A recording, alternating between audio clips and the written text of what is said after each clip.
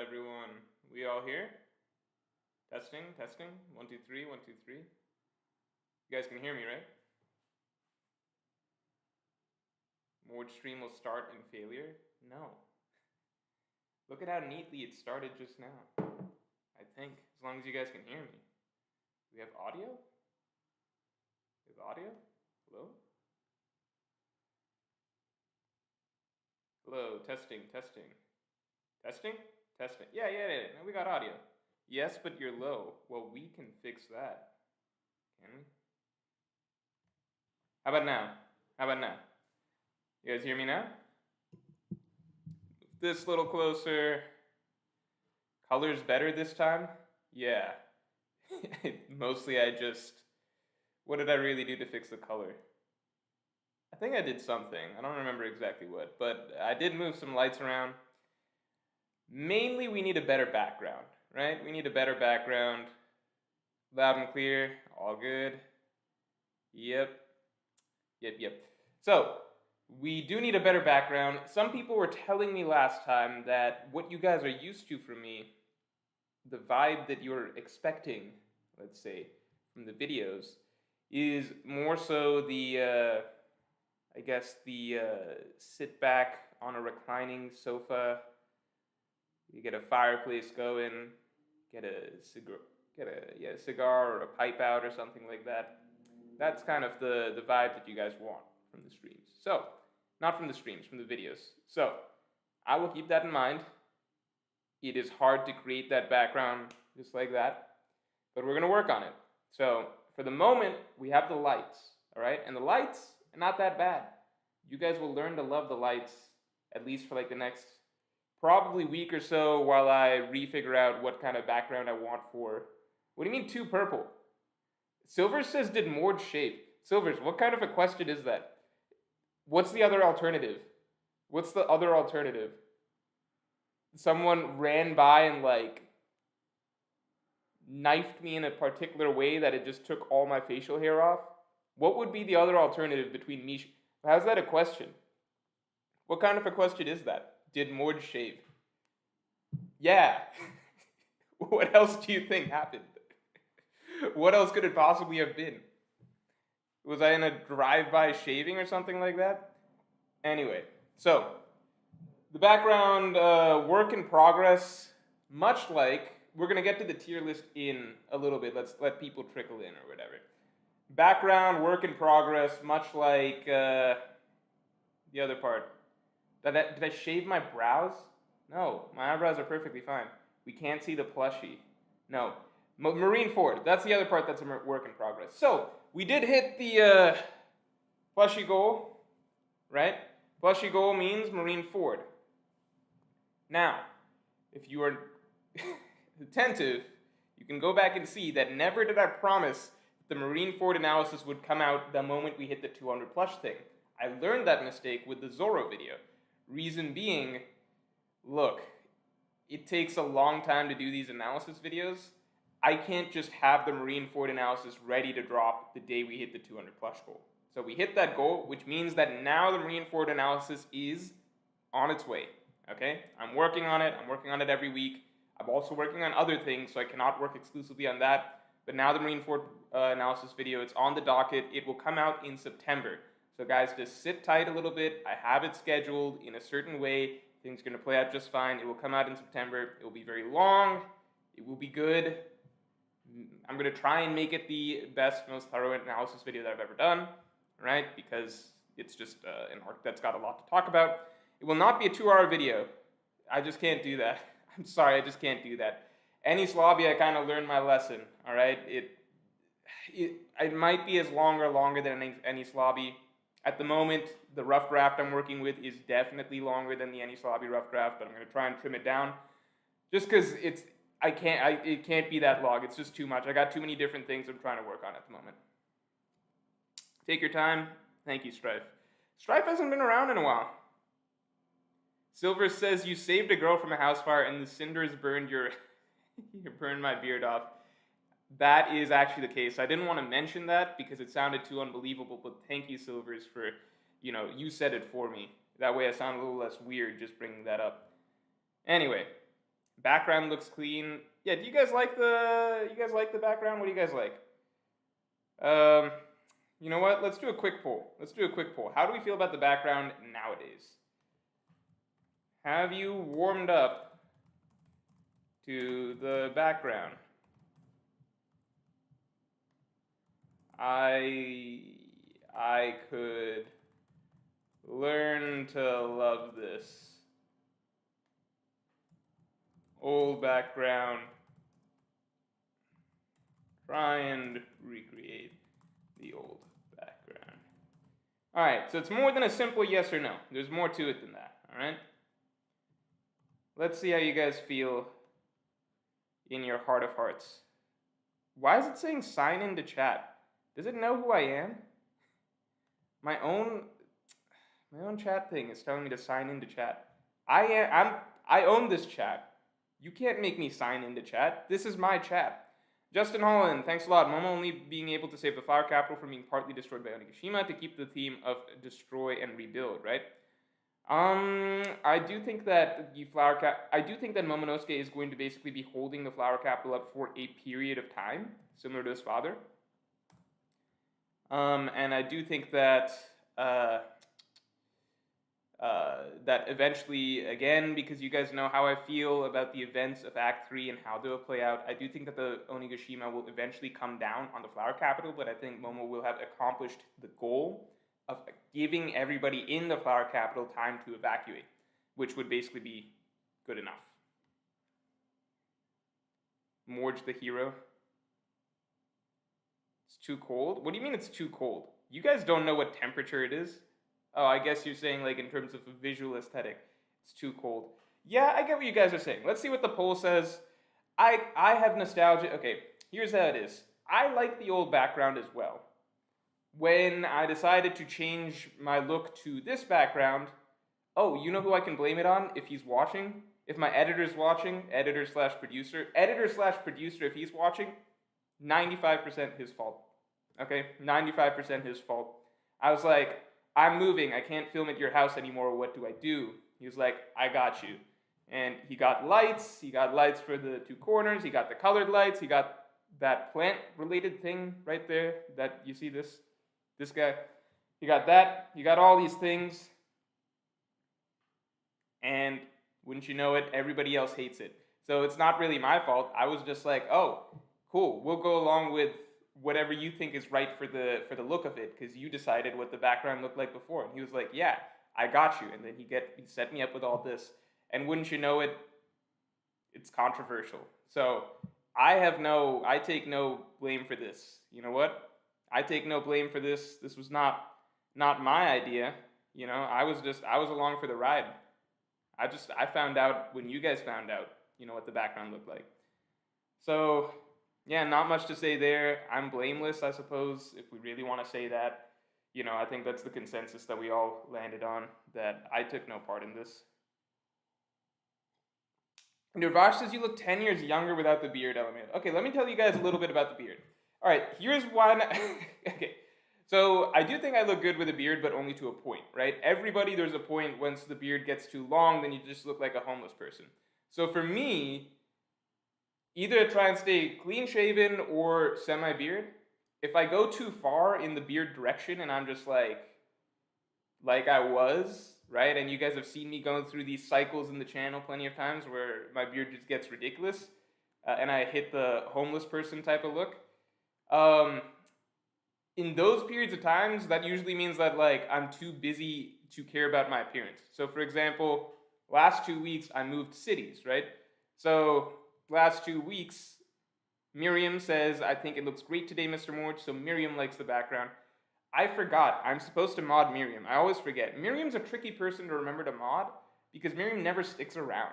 So she wouldn't actually be a good mod, right? So she leaves like right away.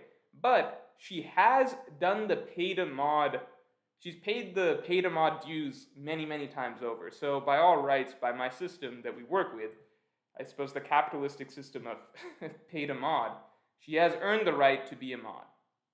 So I guess, yeah, you know what, there's plenty of mods that don't do that much. Miriam could be a mod. We can mod her. But anyway, as I was saying, oh, unless I don't have the ability to, do I have to go to the other chat? You guys don't understand what my setup looks like right now. It's a little complicated. But point being, yeah, when the beard gets too big, that means that basically I just don't care for the time being, and I'm just gonna look like a homeless person for a bit.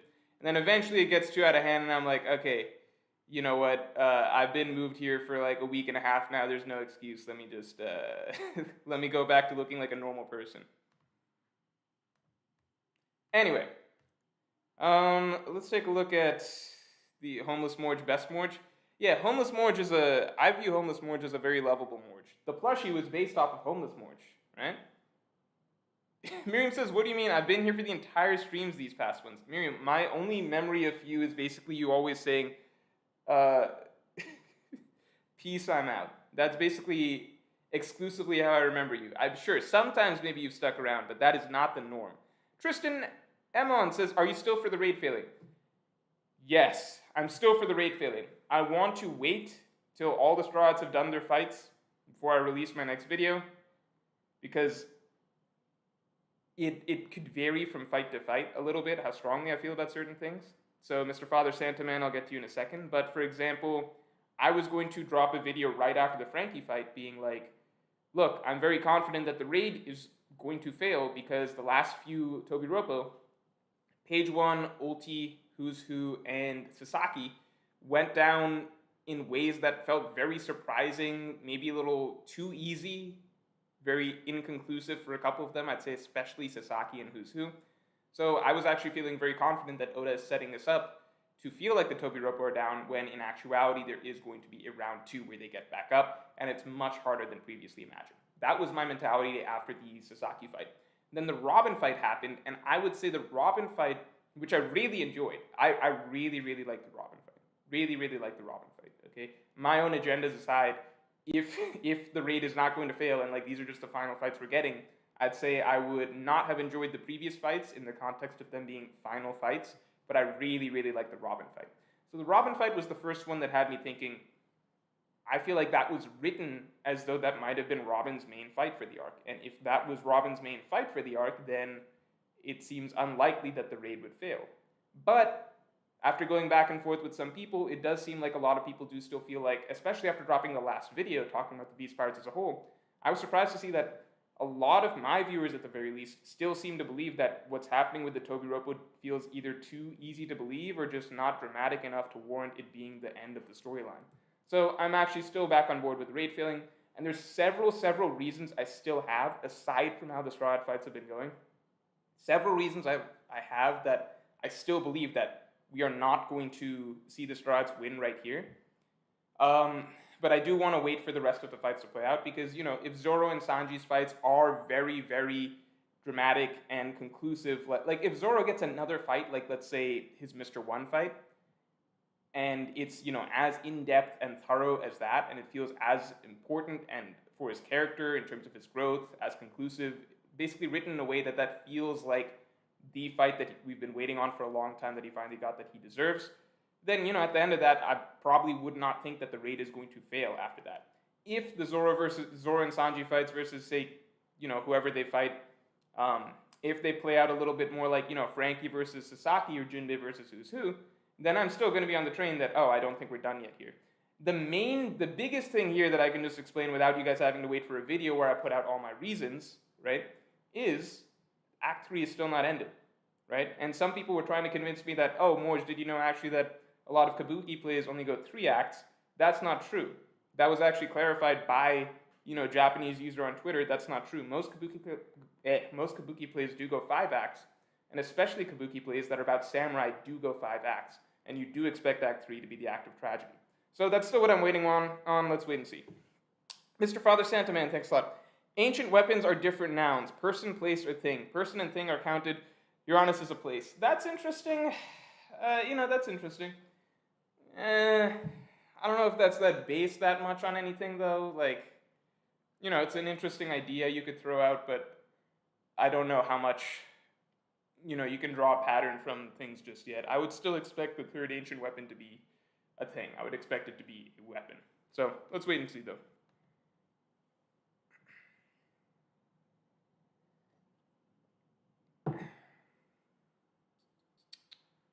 Sean Easton was a pinch hitter last stream for the technical difficulties. Oh, were you the one who, was Sean... Fuck, do I have to mod Sean Easton? Yeah, Sean Easton says, can I get mod for the tech support last stream? Yeah, Sean Easton, you can get mod. Should have done it last stream, but if you guys remember last stream, I was occupied. We're never having Ty on there again. Taekwon, if you're in the stream right now, I want you to know you're never invited back. Or at least not for a very, very long time. Just... Sorry, Ty, I just couldn't do it. I couldn't listen to you for that long. I tried to be the polite host as much as possible, but I couldn't do it.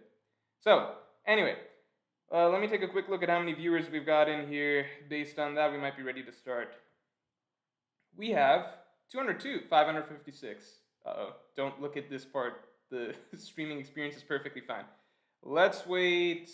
I'll give it 4 minutes. Oh, wait, let me take a look at the poll results. Have you warmed up to the background? I want to get to about 600. I could learn to love this, says a lot of people. Try and recreate the old background, says a good 30% of people. All right, that's progress at the very least, because I guess last week we were kind of in the area of no, the background is terrible, or the background is at the very least much worse than the previous background. I guess playing with the lights, making it, Miriam saying it looks great today, Morge. Am I behind? Am I behind on chat? Yeah, I'm behind because I've seen this chat before. My bad. But, point being, yeah, I guess you guys have warmed up to the lights a little bit. There are more things. I think the wall being blank. The wall being blank is a big part of it, right? Wall is blank. There's definitely more things I can do background-wise to just make it look a little bit better. But I might also kind of just forego all of that and try and get back to the old look of, you know, a little more homey, whatever it was, right? A little more homey, a little more relaxed. All right, this going on the channel says JDG. No. Streams generally streams will always be streamed on the main channel and then put onto the second channel, so you will always have access to them, but, you know, it just takes a little bit. Ulti top 1, looks a lot better than last week. All right, let's get into the stream. I think we probably got close to enough viewers. Morge, put back on your beard, says that guy derp. The beard's... Learn to live without the beard, guys. Alright? Zoro better be number 1. Yeah, I've actually put zero thought into how we are going to rate the tiers for this tier list. Zero thought. So, I don't know if... It's obviously not going to be a power scaling tier list, alright? I would not include characters like Toko or like Tama if this was a power scaling tier list. So this is a best characters tier list, and we're all going to interpret that in our own special ways. Cigar Verk, thanks a lot. Do you think the raid will fail at this point? Not trolling. Oh, come on, Cigar. I just answered this. I spent like 4 minutes talking about this. I just think at this point, if it fails, Strides die. Is there a way left for raid to fail? Cigar, okay, you're asking a slightly different question, which is how could the raid fail and things still be okay? My simplest answer to that is basically, let's say, so I don't think it can fail while they're in the air. Alright, so I think it fails coinciding with Onigashima coming back down to the earth at the end of however long Momonosuke can hold it up. I believe that people will have evacuated the flower capital by then. Okay? From there, I think the simplest way that something could happen that has already been set up that would allow for the Strides to escape, or at least some of them escape. I wouldn't be surprised if some of them are captured. For example, I think it would be great if Luffy was captured. Great if Luffy was captured. I think it would be amazing if Usopp was captured, because I think a lot has been set up. You can go back, watch my video on like why I believe Usopp could be taken hostage in the Wano arc. I do think a lot has been set up to kind of make just a really powerful potential character arc for Usopp over the course of him being held captive and being forced to hold out over a long period of time to protect his friends, basically, by maybe withholding some truths or some secrets that he knows of that the Beast Pirates are trying to get out of him, okay? I think that that's been set up for his character in several ways. Whether or not that comes to fruition, wait and see, right? So I wouldn't be surprised or even unhappy if a couple Strides are captured. So I'm not expecting everyone to escape. I do expect there to be some consequences. I would like at least someone to die. Some Scabbard, Scabbards, maybe Trafalgar Law, maybe Killer, as I've talked about. But Point being, I don't expect everyone to get out clean, scot-free, but the thing that I think could definitely make an avenue for the Straw Hats to get away would be the arrival of the Marines. Simple reason being, that seemed to have been what was set up to me in between Act 2 and Act 3. So Act 2, between Act 2 and Act 3, we actually got to see what the Marines were talking about a week before this. So a week before this, it seems like the Marines were talking about Wano, and Akainu was suggesting that at the moment they don't have the manpower to go to Wano, but Sengoku was basically questioning that motive. I think it would be strange to end Act 2 with that question being posed, and then not have, to me, it just feels perfect for Act 3, like the end of Act 3 to be the Marines finally coming in and creating, because if the Marines were to come in, then suddenly Kaido and Big Mom have much, much bigger fish to fry than the Straw Hat Pirates. That would provide a necessary diversion for the Straw Hats, at least some of them, to get away, regroup, etc. And maybe get some character arcs for them in this all-important storyline. Maybe get some storylines for them, you know? That's the hope. Howard the Alien, thanks a lot. Jinbei S tier. Alright, I will keep you in mind, Howard the Alien. Guys, Howard the Alien believes that Jinbei is S tier. Actually, I think the way that I might do this, I don't know if you guys will like this, but the way I might do this is I might keep Straw Hats out of it. I'm not really interested in... Should I keep the Straw Hats out of it? What do you mean I'm lagging hard? Uki says erotic vibes. No, what's erotic about the color blue?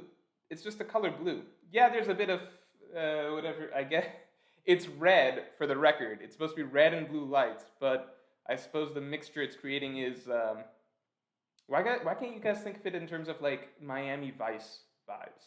Why you gotta think of it in terms of a Pornhub vibes? Why can't you guys just keep your minds out of the gutter? This is perfectly reasonable. Ninerbot says, thoughts on Nami being more popular than Sanji now? Ninerbot, great question. That is a video coming out in 2.5 weeks. So I'm trying to schedule my videos out a little bit more in advance at the moment. That's a video coming out in 2.5 weeks. Not specifically that topic, but it will be talking about Luffy, Zoro, and Nami. I think that at the end of the day, it's very surprising to me that Nami turned out to be more popular than Sanji worldwide, because at least in the Shonen Jump polls that we've seen in the past, that has never been the case. I think Nami's been a solid top 10, usually, sometimes close to top 5, but usually Sanji's been 3, at worst 4. So why is it that worldwide, Luffy, Zoro, and Nami are the top 3? Well, because if you look at the entirety of One Piece, Luffy, Zoro, and Nami are the 3 main characters, alright? I think you could argue either that there's 5 clear main characters, which is Luffy, Zoro, Nami, Usopp, Sanji, or you could really get it down to 3 main characters, which is Luffy, Zoro, Nami. Or you could say 1 main character, which is Luffy. But if you want to break it into tiers, Luffy, Zoro, Nami are the 3 main characters of One Piece, which is why, assuming that global poll was done, including a large amount of casual readers, for casual readers, the 3 characters that make the biggest impact over the course of the series are Luffy, Zoro, Nami, so those are the characters that are going to get the most votes, because they're just the biggest characters throughout the series consistently. The Nick says, it's 2:20 a.m. I'm going to sleep. Someone quick, look up time zones. Let's figure out where the Nick lives. What part of the world he's from. Alright, let's start the tier list. So, yeah, I want to keep Straw Hats out of it, because that's going to be too controversial. Alright? Because if I put Brook in B, then people are going to get on my case being like, Morge, did you not see how Brook gave that amazing assist to Robin that last chapter? You know, people are really weird with Brook. People are like, how do I explain this? Brook is a Straw Hat, right? But people have such low expectations of Brook that when he does the bare minimum stuff, people are like, oh my god, Brook's amazing. It's like, no, Brook didn't even get a fight. Why are you guys so excited that Brook got an assist to help Robin? Robin's the one who got the fight. Brook was a sideline character throughout that entire thing. You guys are literally, like, people treat him with the standards of, like, a minor side character. So people get really excited when Brook does anything, and they're like, oh man, Brook's the MVP. It's like, no, he's at best being treated like 6th man of the year or something like that. Like, for me, I'm like, why can't Brook get the same treatment as the rest of the Straw Hats? You know, Chopper, for some reason, had like 8 chapters devoted to him, just curing some weirdly contrived ice oni disease that that was just running in the background and didn't actually seem that difficult to solve. It turns out the answer was fire. At least that fire seemed to slow it down. Really required a medical degree to figure that one out, huh? But Chopper had like 8 chapters devoted to that. But Brook does one thing, and one very basic thing, which is like give Robin one quick assist in the middle of a very long, like a much more extensive battle, and then he takes out a number and some other guys. And people are like, "Oh my God, Brook's the MVP. Brook's the king." Like, what? I literally don't get it. People overrate the hell out of everything Brook does, which annoys me because I'm like, you guys should be upset that he's not getting the same attention that the rest of the Straw Hats do, to the point that it's almost like it's the rest of the Straw Hats and then Brook way, way, way behind in importance as like this tag-along sidekick character to the rest of them, so that everyone's just happy when Brook does anything. Anyway, my minor little Brook rant over. But you see why it's difficult for me to rank the Straw Hats, because people are going to have like annoying opinions about, or I almost put Carrot in, and people, when I'm talking about the Straw Hats, people are going to have annoying little opinions about like, you know, how much each one of them contributed, and then it just turns into a lot of like personal biases. So I kind of want to do characters that are not the Straw Hats to just avoid that, because I just don't want to get into a thing where it's like, oh, you're just pulling for your favorite Straw Hat, you know, like how much do we gotta? Sorry, did I miss a super chat? Pirate Hero says, you missed Kanan B super chat. Yo Morge, not sure if you have one, but if you do, who's your favorite Marine? I love that question. Ex-Marines like Kuzan count. Mine is the Goat Fujitora. Love the streams. Thank you. So I don't know why I love the question. I guess maybe just being asked what's my favorite something. On Young Daily, I see your question as well. I'll get you in a second.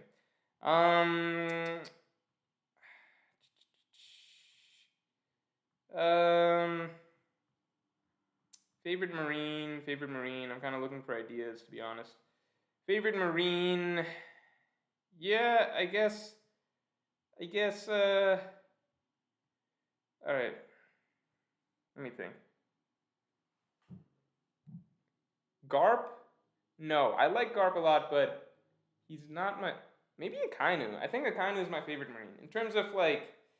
Yeah, obviously he's a villain, but in terms of, like, what Marine is most fun for me when they're on stream... Not stream. Sorry, I'm in the streaming mindset. On screen. Right? I think Akainu is my favorite Marine. That or Smoker. I really like Smoker. Like, as a character, as a protagonist, Smoker is my favorite Marine. In general, what Marine do I enjoy seeing most on screen? Do I want to learn more about? Do I feel brings the most to the story? Yeah, I think Akainu. I think I got Akainu. A lot of people really don't like Akainu, but I'm a big Akainu fan. Young Daili just says, does Sanji get Conquerors? And if not, is the Zoro-Sanji comparison even comparable? No, I don't think Sanji gets Conquerors because I don't think it's true to his character. I don't think it makes sense for his character. So, yeah, I don't think Sanji's going to get Conquerors, but I do think that at the very least, I think that Sanji will get to advance in ways that Zoro does not. So hopefully Sanji gets something more observation Haki related. For example, if Sanji gets Future Sight and Zoro doesn't have Future Sight, you know, like, yeah, that's what's funny to me is that if somebody says, hey, Sanji's going to get Future Sight, but Zoro isn't, no one's going to care. Even though Future Sight is a very powerful, very valuable ability. But if people say, well, Zoro's going to get Conqueror's Haki, but Sanji doesn't, then people don't care if it's true to Sanji's character or not. They're just like, well, Sanji needs to have that because Zoro has that, otherwise it's not fair. So my hope is essentially that Sanji does continue to get certain tricks and abilities that Zoro does not have, and abilities that are very valuable. So again, maybe not Future Sight, but maybe something related, maybe a different branch of observation Haki that we have yet to see. But I don't think that Sanji needs every little thing that Zoro has just for the sake of it. I think Luffy and Zoro as characters, and that's what's very important, the way characters are written is what, like their actual personality, their persona, who they are, that's what determines if they have Conqueror's Haki or not. And Luffy and Zoro fit a very specific mold of character that makes sense. It would not have made sense, honestly, if Zoro didn't have Conqueror's Haki, because he's written to fit, like, to a T, the type of character that would possess that in the One Piece world. And if you want an expansion on that, then I suggest you go and see the most recent video that I did on Zoro and Conqueror's Haki. You know, Zoro the King, I think that's what it's called. Something like that. Anyway, let's get to it. I've been saying this for a bit. Let me move some stuff around so that, oh no. All right, let's try that again. Let me move some stuff around so that I give you guys a better viewing experience. because your viewing experience is my number one priority, as always. You know, that's kind of my motto for streams, right? The viewer comes first. I think that's definitely the motto that I live and die by when it comes to these streams. All right? God damn it! Come on. Who's the guy I just modded? Who's the tech whiz I just modded? Huh? Awfully quiet right now, aren't you? Where's that guy? Where'd the tech whiz guy go? Where's my new mod? I need help. I'll mod me Morge, I'll solve all your tech problems. Okay. Alright. Where you at? You just enjoying watching me struggle? I think I figured it out. I figured it out without that guy. I figured it out without you. What was his name? Was it Ethan? Guys, I figured it out without Ethan. I think his name was Ethan. Ethan, show yourself. Unless your name wasn't Ethan. Where's Ethan? Show yourself, you coward. You think you know more about tech than me? Nah, you got lucky last time, and we all know it. The pirate hero says, do you need ambition of Conqueror's Haki? Rayleigh's ambition was to chill on a ship before Roger and Katakuri just wanted to protect his family. Okay, so I don't want to get too in-depth into just Conqueror's Haki because I've done multiple videos and stuff on the topic, and it's at a point where, like, I would rather just direct you to the videos because that helps get the ideas out in a more structured manner. But let's just say, so you don't need ambition. So, two things. One, which is a vague idea. No, it actually, all Conqueror's Haki all comes towards the same thing at the end of the day, which is basically the innate nature to be able to stand above others, a sort of exceptional sort of strength of spirit, a sort of larger than life spirit, okay? And that is a manner in which Luffy and Zoro were written from the start of the story. And you can actually go all the way back towards Baratier. So to clarify, when you said that Rayleigh had no ambition, right? That doesn't change the fact that he was always written with the potential. So that's the thing. So Zoro was never written like a leader, but he's been commented on many times by characters in the past that, like, you would be able to be a captain, you would be able to be the boss if you wanted to do something like that, right? So just because there's a personality preference similar to Odin, who also did not want to be a leader, it does not change the fact that, like, someone like Odin, they're written, like, again, just larger than life characters with spirits so powerful that, like, everybody else is simply in awe of them and what they can do. So just because Rayleigh felt like chilling on a boat doesn't mean that Rayleigh was born as an exceptional man and always had the potential to rise to those heights of being, you know, the right hand of the Pirate King, for example. So Sanji and Zoro and Luffy, if you look at, I think you can go as simply far back as Baratier. Reread Baratier, that's the simplest thing I can say to you. Reread Baratier and you can see from the conception of Sanji's character in the story, how Luffy and Zoro were characterized very differently from the get-go than from Sanji from the very start of the story. Okay? And that's not a fault of Sanji. There was something that he had to learn about himself and how he had to change his view of what is possible or how to approach his life or how to develop his ambitions or his spirit. But it all had to come from somewhere else. He had to learn that. Whereas for Luffy and Zoro, they're sort of written as always having this innate strength of spirit to them. Even Luffy, going all the way back to when he was a kid, why did he impress Shanks so much? Why did Zoro have this goal to become the world's strongest swordsman from when he was a child? Why was it that even when Ace and Luffy and Sabo were together and Luffy was, you know, this helpless little kid that always had to be protected and such, even from that age, Luffy had such a powerful dream in mind that Ace and Sabo were shocked. There are just certain ways that certain characters are written where they have a sort of spirit that Oda idealizes and places on a pedestal in One Piece that makes them, I guess, in Oda's world, kings among men, essentially, if that makes sense. So the pirate here says, do you need ambition? No, we just talked about this. Going further down. Nanobot says, Sanji is less popular because of his constant humiliation lately. Not even W against Queen can redeem him, only the long-awaited analysis vid. I will get that analysis vid to you soon. AJK says, Morge, you're no longer without your beard. AJK, the most observant man in chat. Sean Easton. I don't know. I thought it was Ethan for some reason. But Sean Easton. Where are you? Sean Easton has been real quiet since I figured out how to change my stream layout by myself. I see no comments by him. I see nothing. Sean Easton has ran back into... Oh no, Sean Easton's back. Was making cookies. What's the sitch? That is a Kim Possible reference. Nothing, Sean Easton. You were neat. Sean Easton... Okay, keep in mind, everyone. Sean Easton, how did he campaign to be a mod? He campaigned on the promise that he was very tech savvy and that he would be there to help me with my tech issues. Tech issues come up. Where is Sean Easton? Supposedly making cookies and watching Kim Possible. I had to figure it out myself. Classic politician move.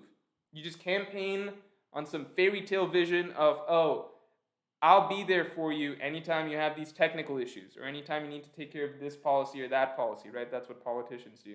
And then when it comes time for things to really come down to it, what do? They watch Kim Possible and make cookies or whatever the hell you were actually doing. I don't actually know. But just let that be known. And of course I will not take away Sean Easton's mod status because someday I may actually need him.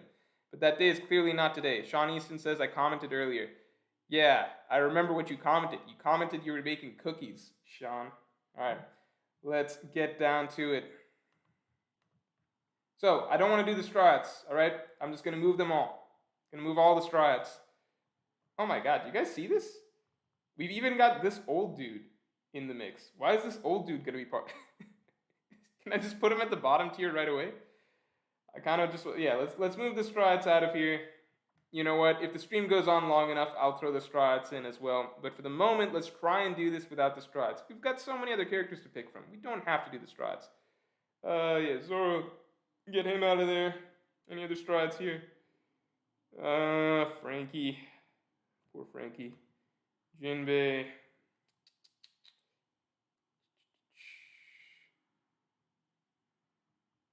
You guys aren't strides. Where are the strides? Sanji, Robin, Usopp. And that is basically it. That's the crew. Alright? So, let's start. We always have this problem at the start of the streams, which is classic issue, how many tiers we want to make. How many tiers do you want to make? The bard here says, damn, Morge making mods just to bully them. Shake my head. You shut your mouth, Pirate Hero. You and I are past the bullying phase, but you can always go back to that. The Pirate Hero became too valuable of a mod to ever be bullied. You killed the cat? What are you talking about? Alright, I missed a super chat up here.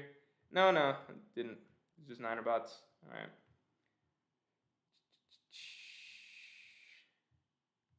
Terry Martin, thanks a lot. No, wait, where'd Terry Martin's comment go? Did we lose it? No, we got it. In 7-7, Terry Martin says, in 722 cover, Caribou is shown swallowing a massive factory into himself. What if Momo doesn't get aged up and Caribou saves Onigashima instead? I think Caribou has made his contribution with giving the meat to Luffy. I think that if we got to a point where... I think that was the setup moment for Caribou to make his big,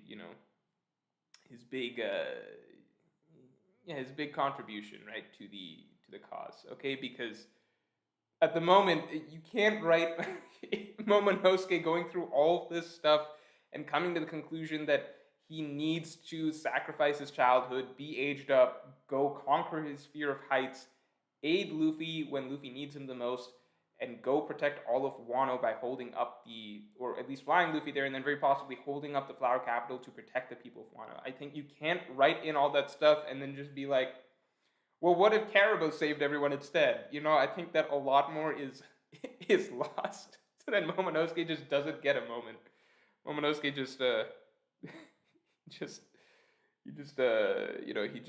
just gets to chill. Justin Holland, thanks a lot. Marine and the Grand Fleet show up while... Is Justin Holland not a mod? No, he's a mod. Just checking.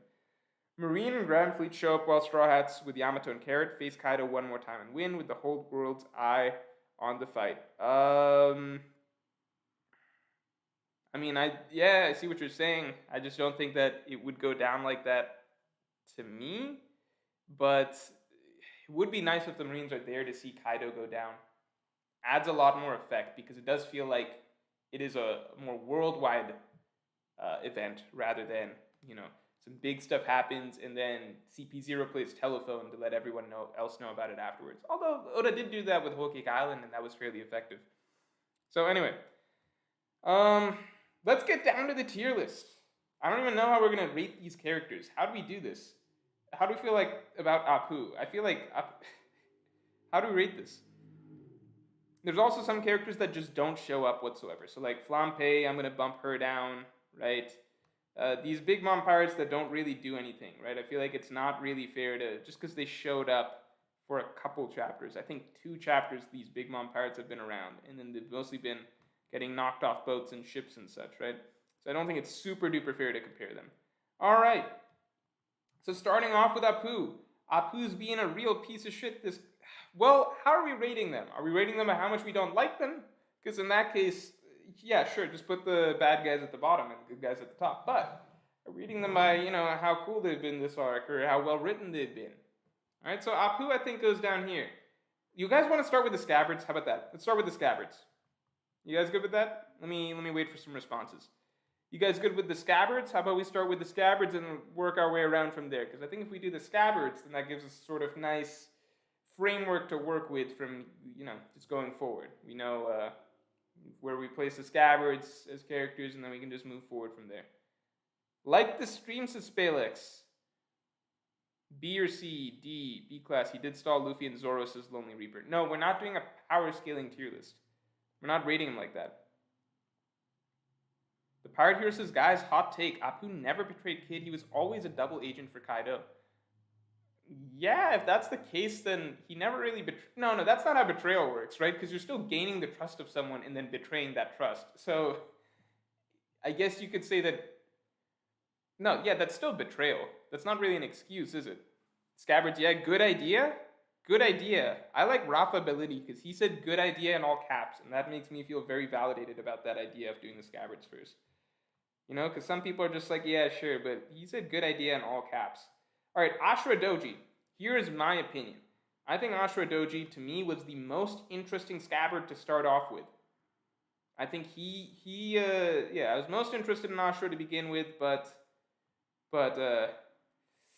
kind of fell down the list a little bit in my eyes. I'm going to put him at B. How do you guys feel about B? You guys want to vote. I forgot about that. That's what you guys are here for. You guys want to vote. You guys want to be able to vote.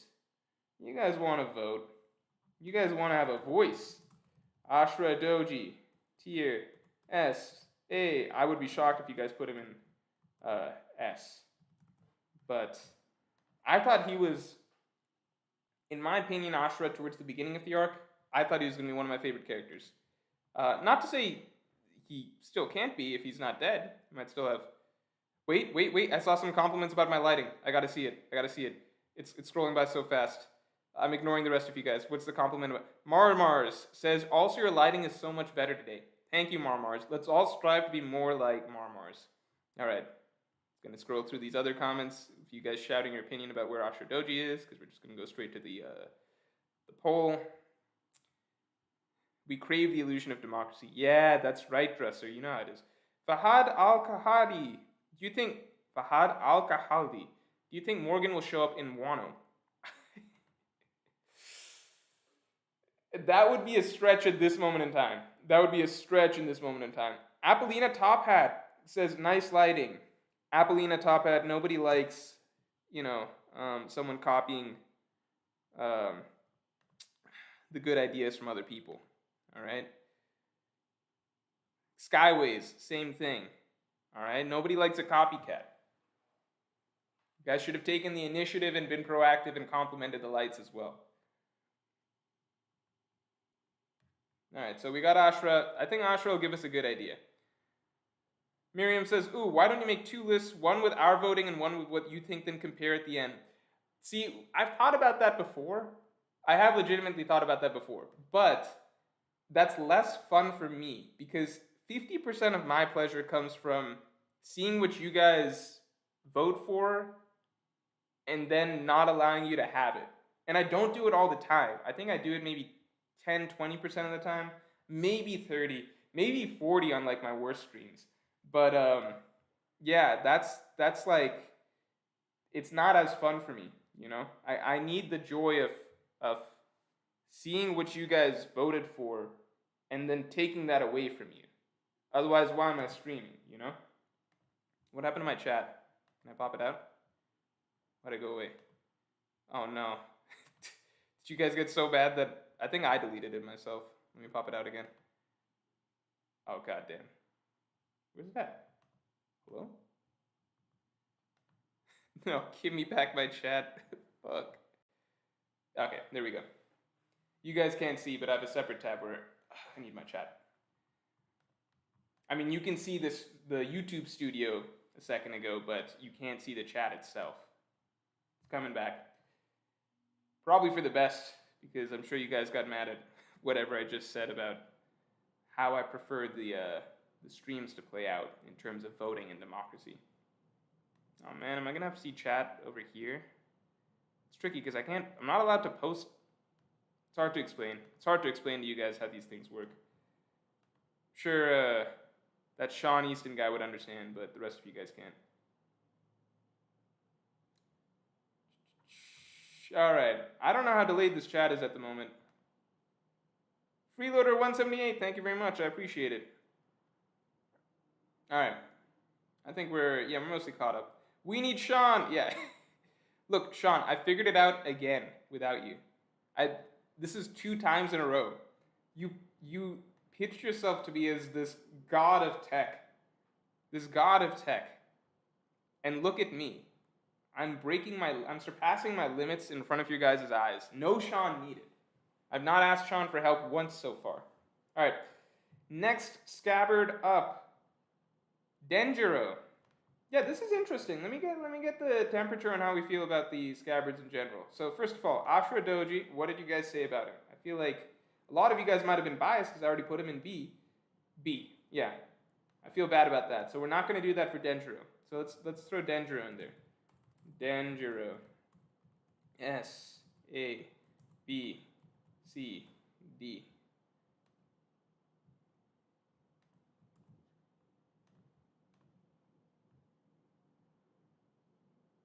AJK says Ward's the type of guy who would end up in the bad side of history books. Yeah, never give me any actual power. Koifish says Morge needs his editor back.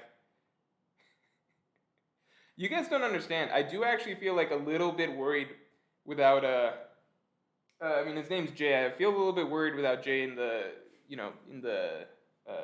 sidelines, because before, anytime like anything would go wrong, like minor stuff, it's hard to explain, like minor stuff, like not even stream related, but just general channel related, like, oh no, it's hard to explain. It just helped having him around really quick to be able to like find a quick fix or something like that. But now I have to find quick fixes myself. I'm not so much of a quick fix type person. Conjuro is not dead. Yeah, I'm interested about Conjuro. How do you guys feel about Conjuro? I think, for example, if we'd done the voting for Conjuro right after the reveal, you guys would have put Conjuro right away in like A tier or something like that. If we did it right after the reveal, you guys would have put him right up in A tier. Maybe S tier. I don't know how much you guys like that reveal. I like the reveal. But considering we're a little bit removed from all that Conjuro stuff, and considering he might actually legitimately be dead, I don't know, but he actually might be dead. Don't know how you guys are going to rate him. Let's find out. So Denjiro results. Hey, you guys really like Denjiro. You guys like Denjiro better than not Kawamatsu, Ashura Doji? What? I can see it. Yeah, no, I can see it. I mean, okay, part of it, I think a lot of it is influenced simply by who has been relevant more recently, right? So, but Denjiro did have like a very interesting little storyline or story arc with him, you know, initially being Kyoshiro, us getting this to learn to dislike Kyoshiro a little bit, the mystery surrounding Kyoshiro, then when we got the flashback and seeing Denjiro do his, you know, Hulk angry transformation from him into Denjiro. Yeah, that stuff, you know, that's interesting. But same time, at the end of the day, I thought that Ashura Doji was a more interesting character, at least for Act 1 and Act 2. It's just that Act 3, he's been real quiet. Yeah, that's basically how I'd view it. For fun, how about this character? This character who just reads. I don't know if you guys can see this guy or girl. The girl who. This is. This is Kaido's version of Big News Morgans. This girl is Kaido's version of Big News Morgans. This is just his knockoff, dollar store cheap Big News. Yeah, this is dollar store Morgans. Cheap Morgans. And you know what? Just for being similar to Big News Morgans, I'm going to keep her in a C. I'm just doing some of my own rankings at the moment for fun. Beppo is going in D, because Beppo has not done jack shit in the New World so far. What has Beppo done? Was Beppo even on the ship that saved Luffy? Was he on the submarine? Or was he amongst the minks fighting? I don't remember exactly. Who saved Luffy on the submarine? It doesn't matter. The fact that I have to ask who tells you that these guys, Law's crew is all going straight in D. Let me find them all right now. I'm just going to put them in D before I forget. Law's crew is not going to be, given a pass. Killer was up there fighting Kaido. Guys, Killer was up there fighting Kaido. Injuring Kaido before Zoro even did. Injuring Kaido before Kid even did. One of the first significant attacks on Kaido. He was going toe-to-toe with him. Is currently fighting against Hawkins. And in the meantime, Beppo and Jean Bart and those bums were just fucking submarining around underwater. And, by the luck of God, they turned out to be useful. Because, was that their logic? That, hey, if we just stay in the submarine, if someone falls off the island, then we'll be there to save them. And that'll be our big contribution to the war. Oh, look at that. Straw Hat Luffy fell into the water. Thank God we stayed around here. It's a good thing we didn't go in and actually try and, help in the battle or anything like that. No, the cleanup crew came in clutch. Alright. Them aside, let me just find them, throw them in D tier. The rest of them don't even... Jean Bart and the rest don't even make they don't even make the list. There's no images for them. Alright, so let's imagine Beppo represents the rest of Law's crew. Alright? Do you think about this? When the battle, imagine this is the end of Wano, alright? Imagine that Onigashima is the final battle and the raid doesn't fail. Okay, imagine this is the final battle. So at the big giant banquet that everyone is having at the end of the day, where everyone is celebrating, having put their lives on the line to defeat Kaido, what is Law's crew going to be saying or doing during that? How awkward would that be? Everybody else was up there fighting for their lives, and it's yeah, man, what did you do? We took out some gifters, we were in the Ice Oni situation, and then Law's crew is just gonna be yeah, we mostly held down the fort on the submarine, Yeah, we mostly chilled on the submarine. We caught Luffy, so that was pretty lucky, but yeah, for the most part, we kind of just were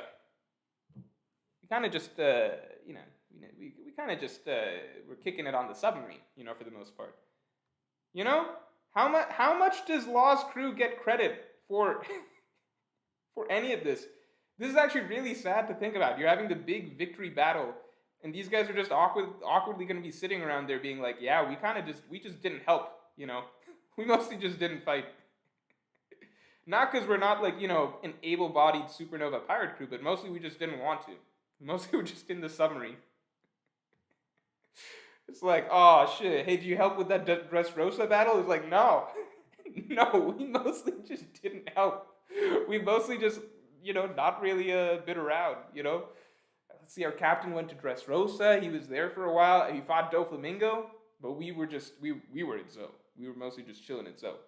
So that happened, and then we got into this huge battle against the Yonko Kaido, but, we were just in the submarine, Law took care of most of that, so we were just chilling in the submarine. So yeah, and I think now a big final war is going to be coming up against, the Marines, the world government, CP0, IM and all that, maybe Blackbeard's involved, and, maybe we'll just be chilling, probably in the submarine.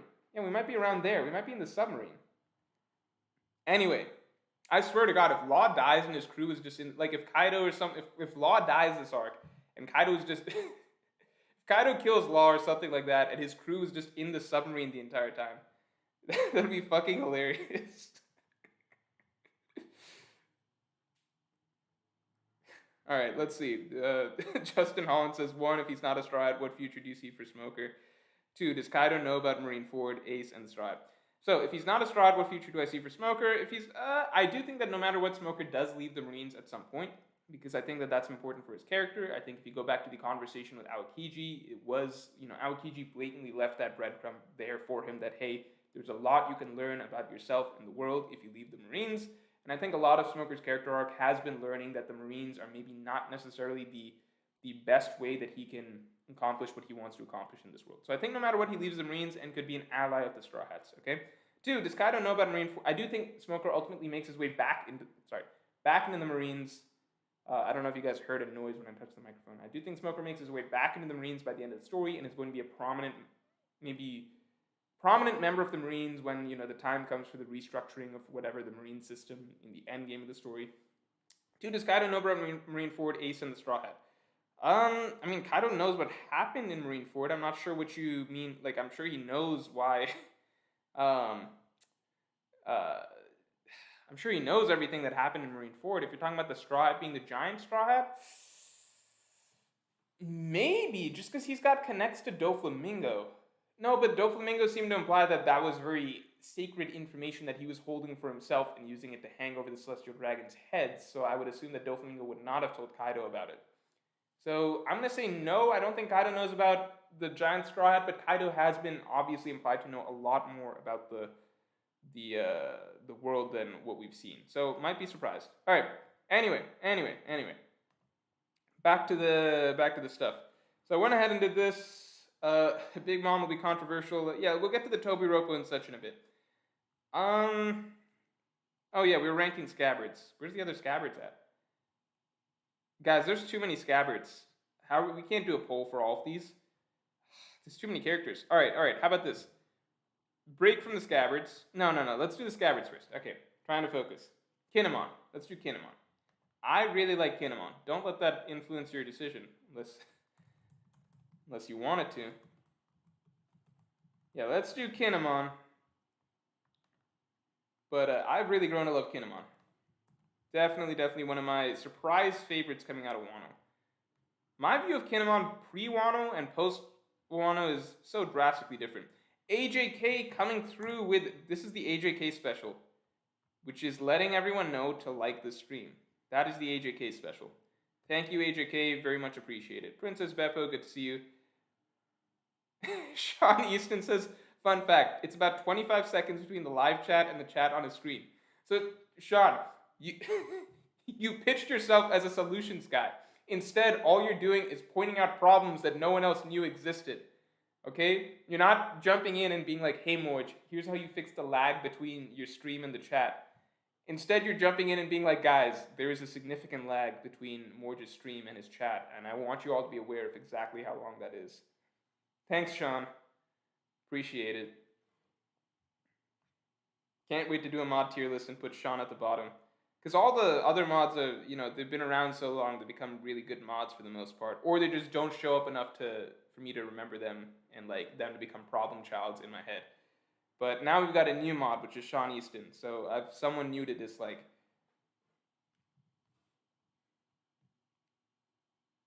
A tier all the way.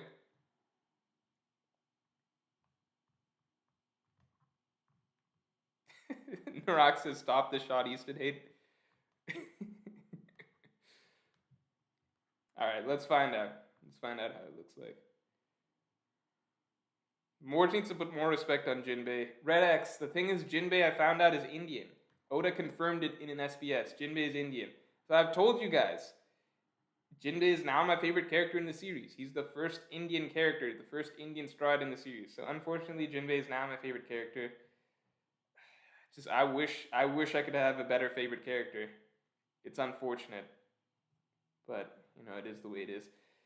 Kinemon! Okay, so, this is a little biased thing that I do when it comes to polls. So, if Kinemon had gotten into S tier, and I didn't want him to be in S tier, then what I would argue is that, look, 44% of you guys said S tier, but that means that the majority of you, 66%, believe that he should be lower than S tier, which is why I would put him in something like A tier. So, more than half of you believe that he should be below S tier. But, because I like Kinemon, and I would like him to be in the top tier, I'm just going to go on the surface level poll results, which is that S tier won by 68 votes. So, Kinemon's going straight into S tier. Alright, let's do it. Where's Kinemon?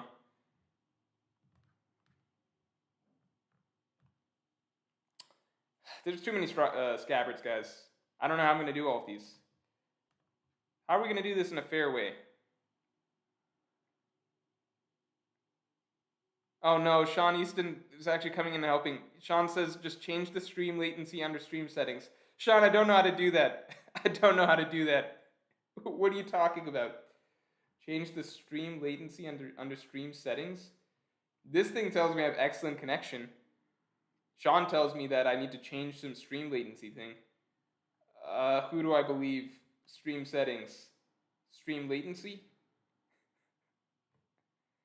Sean, if you're right on this, I will never make fun of you again. You're the best mod in my eyes. Stream latency. All I'm seeing is a question mark. I'm just seeing a question mark. I can't change anything. This was exactly what I feared. Alright, Sean. Thank you for the attempt. Thank you for the attempt. But the conclusion is that it's impossible to change stream latency settings. And no one knows how, and it's just not doable. But guys, round of applause for Sean. He's now back to being a neutral mod in my eyes. So not good or bad, but,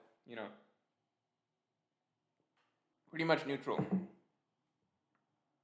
How dare you diss Jinbei, says Curly. Curly, I just said Jinbei is unfortunately my favorite Straw Hat. I'm saying he's my favorite. It's a tragedy. But he is my favorite. So how am I dissing him? It's my favorite character in the story. Alright. Let's move this along. How about this? I rearrange really quickly the Scabbards into what order I think they should be, and then you guys kind of just tell me if I'm right or wrong based on that. Alright? So I got you there, I got you there. Who are the other Scabbards? Kanjuro. I think Kanjuro is cool. Alright. Cool character. Kanjuro goes up. I wish I could move Ashura Doji up, but I know you guys won't like that. I like Nekomamushi a lot. Nekomamushi a lot. Where are the other Scabbards at? Raizo. I'm going to put you right there. And you guys aren't Scabbard. Did I get all the Scabbards? Shinobu is basically an honorary Scabbard, right? I'm going to put Shinobu right up here. I like Shinobu. Now you guys can tell me why I'm wrong. Oh, Kiku. I don't really love Kiku. I'd be fine putting Kiku here, but then I want to move Ashura Doji up. Alright, that's our compromise. Alright, here's how we're doing it. So, what do you guys think about these rankings so that we can move on to other characters? Wait, I saw another compliment of the lighting. Maybe that was a while ago. Ninerbot says, before Big Mom turned into a joke, she was a great villain. The way she has a childlike innocence was a creepy take compared to typical villains. Ninerbot, I am inclined to agree with you. I think that my peak enjoyment of Big Mom was definitely a little bit after her flashback, and I think during her initial time chasing the Straw Hats out of Whole Cake Island. So I think once the Straw Hats got away from Whole Cake Island itself, Luffy went into the Mirror World, the baking the cake plotline and such continued.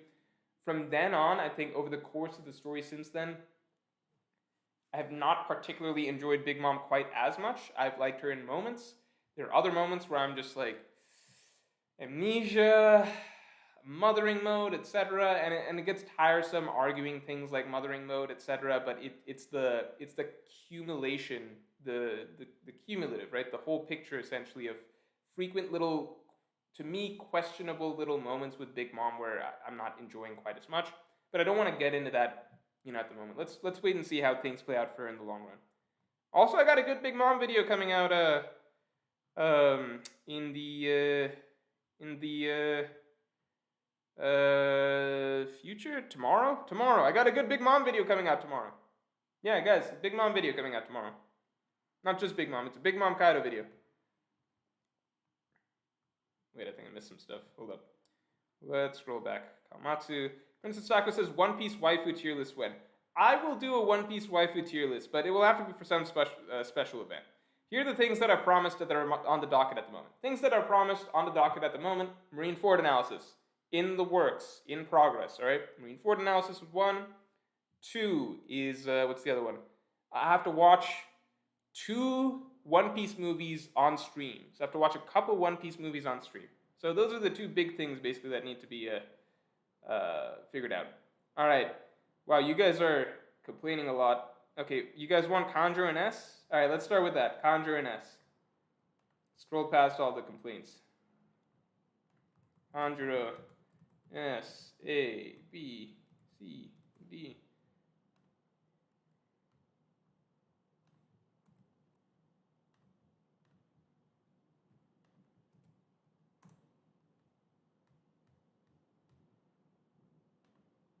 I think I missed a super chat. I'll get to that in a second. Oh, shoot. Alright. Let's go up. Kawamatsu, what are you guys saying about Kawamatsu? Oh, Kawamatsu. I missed Kawamatsu, period. I'm sorry. Let me get back to him. I can't believe I missed Kawamatsu. Guys, there are a lot of Scabbards. JJ Ferguson, thanks a lot. I appreciate it. Miriam, thanks a lot. Top waifu of all time. I just said we gotta wait for the tier list, right? I don't know what the special event would be. Red X says Kiku failed to kill Conjuro. That moves Kiku down by a lot. The whole Kiku Conjuro dynamic I was always a little confused by, because I think that now the sense I get is more so that it was a setup. Because initially there's nothing that particularly ties Kiku to Conjuro more than Kiku and any of the other or Conjuro and any of the other Scabbards, as far as I can tell, right? So there was nothing really that made me believe that, oh, of course Kiku is the one that should be taking Conjuro on in these one-on-ones, right? But Kiku did do that in their initial scrap, right? You know, outside of the actual entrance of Onigashima, or outside of the actual, you know, the indoor area of Onigashima, right? They fought. That was the initial battle, then Conjuro came back, and then Kiku fought Conjuro yet again, right? So, and both times it felt like it was extra personal between the two, but I've never felt like we got an elaboration on why that was. Now I'm feeling more so uncultured. I'm sorry, his name is uncultured retard. That is his name. Please do not name yourself that and come into chat and do super chats, because it is disrespectful to certain people. And he is saying the disrespect of Beppo is vile. Well, I have no response for you, sir. I think I laid out a fairly good argument as to why Beppo deserves it. Beppo and Law's entire crew deserve extreme disrespect. Their entire thing is literally like, Law and his crew's dynamic has continuously been Law being like, I'm gonna go take on some big, tough challenge, and his crew being like, cool, we'll be right here where you need us, and then they're like way far away, not involved or backing him up whatsoever. Lenny D. Phillips says, late but backstory tier list without Senior Pink. We've done a backstory tier list. Check the Mr. Morge 2 channel, you'll find a nice backstory tier list. I think that was one of the better tier lists we did. No, it wasn't, because you guys made me mad a lot throughout that one. That was a bad tier list, but you feel free to check it out. What was I saying? Yeah, now I feel more so that the Kiku setup with Conjuro was more so for Kinemon's sake, because I think Oda wanted Kinemon to be able to enact some sort of revenge against Conjuro. That makes sense, because those two really, like, one, Kinemon is the most prominent Scabbard, the most loyal Scabbard to a degree, in that he's the one fueling this whole drive to save Odin, the first one of Odin's Scabbards, right? Not to pursue Odin's legacy, right? That's what he's driving everyone to do, right? The first one of Odin's Scabbards, right? The Kinemon is sort of the Scabbard, right? And Conjuro was the one that betrayed that trust, etc. Kinemon and Conjuro, that was the dynamic for a good portion of the story, right? With Kinemon taking time out of him and Momonosuke's mission to go to Dressrosa, save Conjuro. Conjuro and Kinemon, they were the two that were together for a long time, till eventually they got to Raizo. So Kinemon and Conjuro have been through a lot together, and Kinemon is kind of the Scabbard. So if Oda really wanted one Scabbard to be the one to take down Conjuro, I think Oda really wanted Kinemon to be the one who can sort of enact that sort of revenge against Conjuro, okay? But Kiku, I believe, was sort of used by Oda as one last piece of really emotional driving force to get, prior to Kinemon getting his revenge on Conjuro, okay? So I think that was ultimately what it came down to.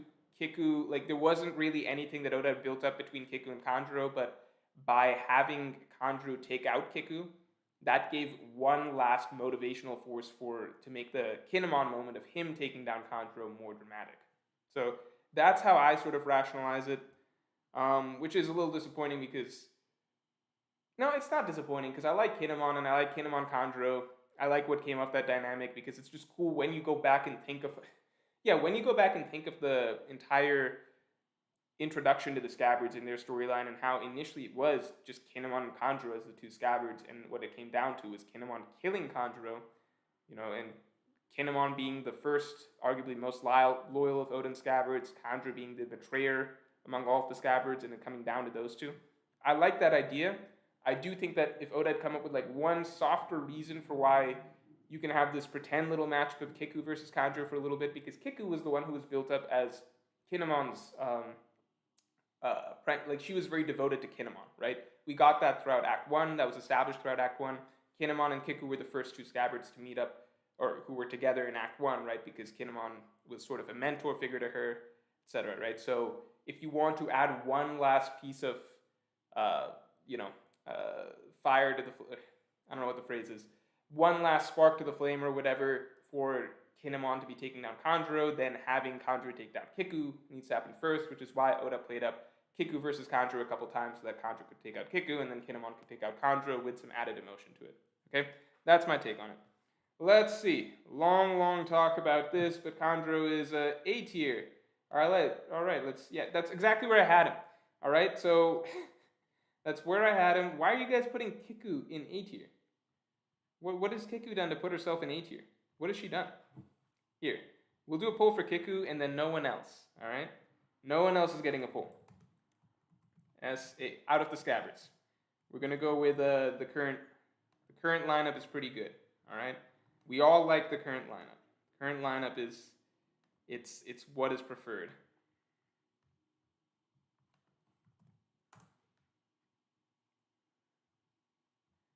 AJK says, Morge, we need a history lesson about the legend of Oof de Oof.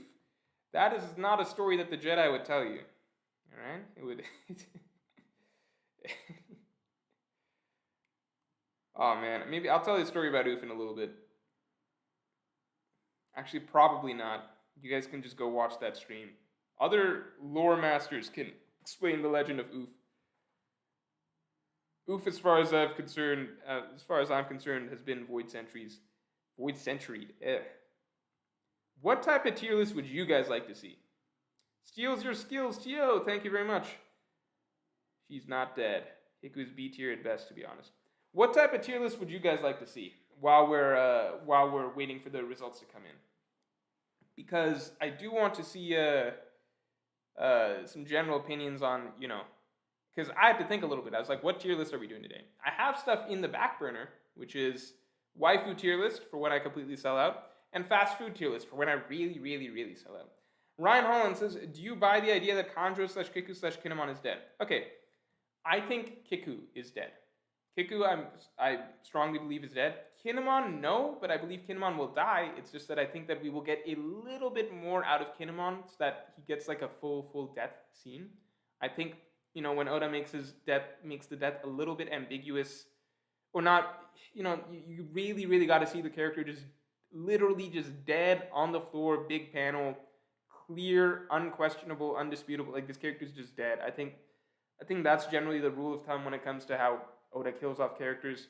So Kinemon, last we saw, is dying. I think he may get one last moment in helping Momonosuke or something like that. I don't know. But I think he's dying, and I think Kinemon will die.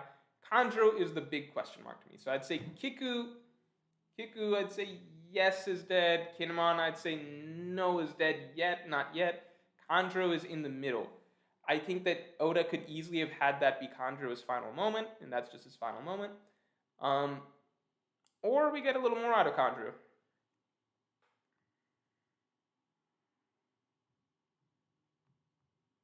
YouTube mods tier list. Yeah, there's a high demand for a mods tier list. I think that comes up all the time. So let's see. We might do a mods tier list. It's just that the only problem with the mods tier list is that it only appeals to heavy Morge stream watchers, so people who tune in for the Morge streams regularly. That's the problem with the mods tier list. which isn't wrong. You know what? We might do something like, okay, so if I'm doing the movie watch through or something like that, so something that already only appeals to a minor amount of people, then I might tack on a mods tier list after that stream just to do that as well. So the mods tier list would be, more so for fun. All right, let's see. Drip tier list. That is a good idea. I might put these into a poll. Drip tier list, waifu tier list, theory tier list. I think it's too hard to do. Yeah, let me make a little note thing. All right, hold on. Drip tier list, waifu tier list. Duh. You guys want that one? I will do that one at some point. But I'll probably make some unreasonable goal to get there. I'll have to figure it out. Laugh tier list,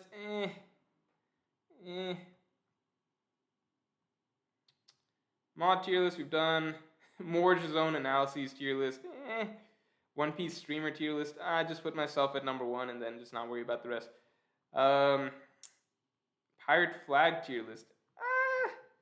Pirate flag tier list. One Piece YouTuber tier list. It's just like, how do I do that in a way that I don't offend anyone? For you guys, it's easy. For you guys don't care. I like, you have nothing to lose. You're like, oh yeah, put King in S tier and put like, I don't know, Ohara in F tier. Like, you guys could say whatever you want. Or like the reverse, right? You guys could say whatever you want. You get no consequences, right?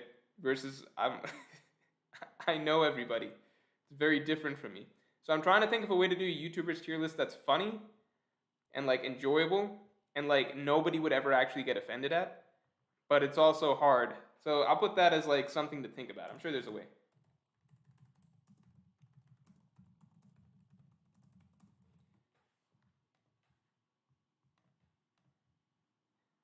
Islands tier list. But Islands, yeah, I like Islands tier list. Laugh tier list. I feel like it doesn't have that much room for. Okay, I'll throw on laugh tier list. Islands tier list. Weapons tier list. That's a good idea. Most hated characters tier list. I like that too. You guys are coming up with some good ideas. Yeah, you guys are not all. You got some good ideas.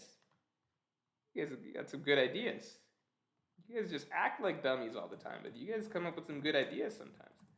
Weapons tier list. Carlos Cifuentes says, is Chopper searching for the Scabbards to heal them? If not, maybe some will die. How does Sanji get stronger? Didn't he get bodied by Dofi? Okay, so in 2 parts, right? So Chopper first. I do not know. All the Scabbards are in the middle of battle. I don't know if Chopper's going to come through and heal them because I don't know if it's necessary at this point. I think like whatever, you know how One Piece characters, even if they've been somewhat injured before, if they're a good guy, then they get that sort of adrenaline kick for their battles, right? So I don't think Inarashi needs a heal prior to fighting Jack because Jack is also injured. I think Nekomamushi and Perospero, I don't think Nekomamushi needs a heal before that. Beyond that, the other main battles, Raizo and Fukurokuju, I don't think they need a heal necessarily. Yeah, I don't think anyone needs a heal. Maybe if Ashura Doji is on like the brink of death or something like that, then yeah, maybe Chopper will be the one to come save him. But beyond that, how does Sanji get stronger? Didn't he get bodied by Dofi? Let's wait and see. I would say that yes, like without getting too much into that stuff, like it is somewhat strange that Sanji is suddenly able to take on Queen, who is a second commander, because I mean, just as recently as Whole Cake, like we saw Gear 4th Luffy was struggling against like Cracker, right? Like the third commander of Big Mom. Like he was struggling against Cracker, struggling hard against, like it took Luffy learning Future Sight as his main development for him to finally be really on that level where he can beat commanders consistently. That was my interpretation coming away from Whole Cake Island. So it took a lot. So, you know, even if you're going back to Dressrosa, then like Gear 4th Luffy already seemed like way ahead of Sanji in Dressrosa. Way ahead of Sanji. And then you find out Gear 4th Luffy struggles with commanders. And Gear 4th, like Luffy has to learn a lot to be able to get past that. And so Luffy's been training, etc. And now he's like probably well past that. So then the question is like, when did Sanji sort of just How did he get up here where it seems like he's comfortably taking on Queen? I don't know. Let's see how things progress. Maybe Oda just wants to hand wave that away, sort of, and we just accept that, well, now, even though Sanji has not fought as much as Luffy or trained as much as Luffy, he's just kind of just gotten a lot stronger, and he's now stronger than Luffy was, in Dressrosa or whatever. I don't know. It doesn't make sense to me that much, but I don't think it's that important. I think it is important for consistency's sake, but I think that, crew tier list. Great idea. Crew tier list. Lost limbs tier list. That's funny. I think it is important because you want your story to have, certain things, consistency just matters. Otherwise, why do we care? Why should we ever care about characters improving or training and stuff if, these things don't actually matter because Oda can just write a character being significantly stronger out of the blue, right? So, why would I care that Luffy trains ever or, has to grow ever if, you can just do, if Oda can just make it happen automatically? So it makes me less invested in those sort of, those sort of periods of growth and things like that. But I'm still going to, give Oda the benefit of the doubt that, it'll make sense as the fight progresses, or we'll see more out of Sanji as the fight progresses, things like that. And, maybe Queen hasn't gone all out that yet, etc., etc. Character design tier. That's a great one. Iron Giants' character design tier list. Love that idea. All right. Let's stop taking ideas in a second. JPR Rob says, what do you think about Ohara's theory of Laftel under any Slavi? Personally, I hate it, and the red line destruction is way better. Oh, yeah, no, I definitely think... No, so... Destruction... Okay, so I've not watched that full theory yet, okay? But, I don't know where Raftel is exactly, but I believe it's on the moon. So I have not watched the rest of that theory, that Enislabi thing. Ohara let me read a draft of it earlier on. I thought it was interesting, basically the initial part of the draft that I read. And then I stopped reading it because generally when I come across a theory that seems very good, I just stop reading it because I would rather just experience it in the story. Okay, so that's where I was with that. As for the destruction, can't the One Piece still be the destruction of the Red Line? Because Raftel doesn't... Did that theory talk about what One Piece itself is, or just where Raftel is? Because Raftel could be, whether it's under Enislabi, whether it's on the moon or whatever, that's fine. The One Piece still, the destruction of the Red Line makes a lot of sense. And I think that that's definitely got to be the best theory out there for what the One Piece itself is, right? It just connects too many things in the story in a sort of, too good to be true sort of manner, right? It just makes sense so much based on what the ideas of the story are built on. Anyway, Steal Your Skills, T.O. says, you said raid fail video a week ago. Where is it? Steal Your Skills, I'm waiting for, actually, I decided since the Robin, it's a good thing I didn't drop it preemptively because I decided since the Robin fight that I would rather wait for, I would rather wait to see how the other Straw Hats fights go before I definitively drop that video. Just because, all the reasons I have for why the raid will still fail that I haven't brought up yet, those would still stand. But if it really, really, truly does seem like Oda just wrote in all the final battles of the arc and because so far a lot of the Tobiropo fights haven't convinced me, but Robin's kind of did, which has me thinking, okay, let me at least wait and see Zoro and Sanji's before I drop another video about the raid failing, okay, because if Zoro and Sanji's fights are written really, really definitively, if Zoro gets another Zoro versus Mr. One type fight, I would have a hard time believing that, the raid's gonna fail and that, Oda would not conclude the arc with this. But at the moment, I still believe it's gonna fail. Let's see how these fights go. Alright. What did Justin Holland say? I think I got the Justin Holland, let me see. I thought I answered him. Let me see. What did he say? Where is it at? I thought I got him. Morge background tier list.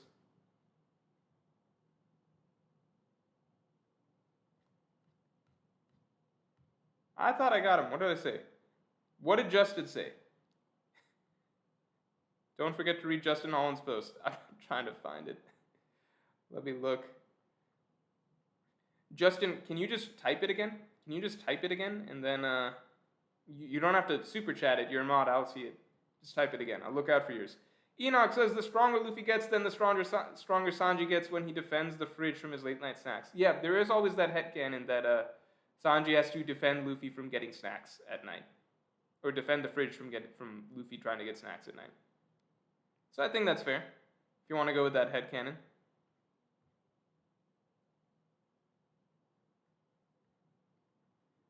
I know, I'm looking for Justin Holland. Enoch said, no, we just said, did Enoch? Lenny D. Billups says, okay, Will of D characters tier list. That's an interesting idea. It's just like, I don't want to do power scaling tier lists because it just gets too messy and you go down too many rabbit holes. Maybe I'll do one I think maybe at the end of Wano or something I could do a power scaling tier list because we're going to have a lot to go off of. You know, a lot of data, I suppose you could say, and a lot of ideas to go off of. And I think that's when it'll be fun.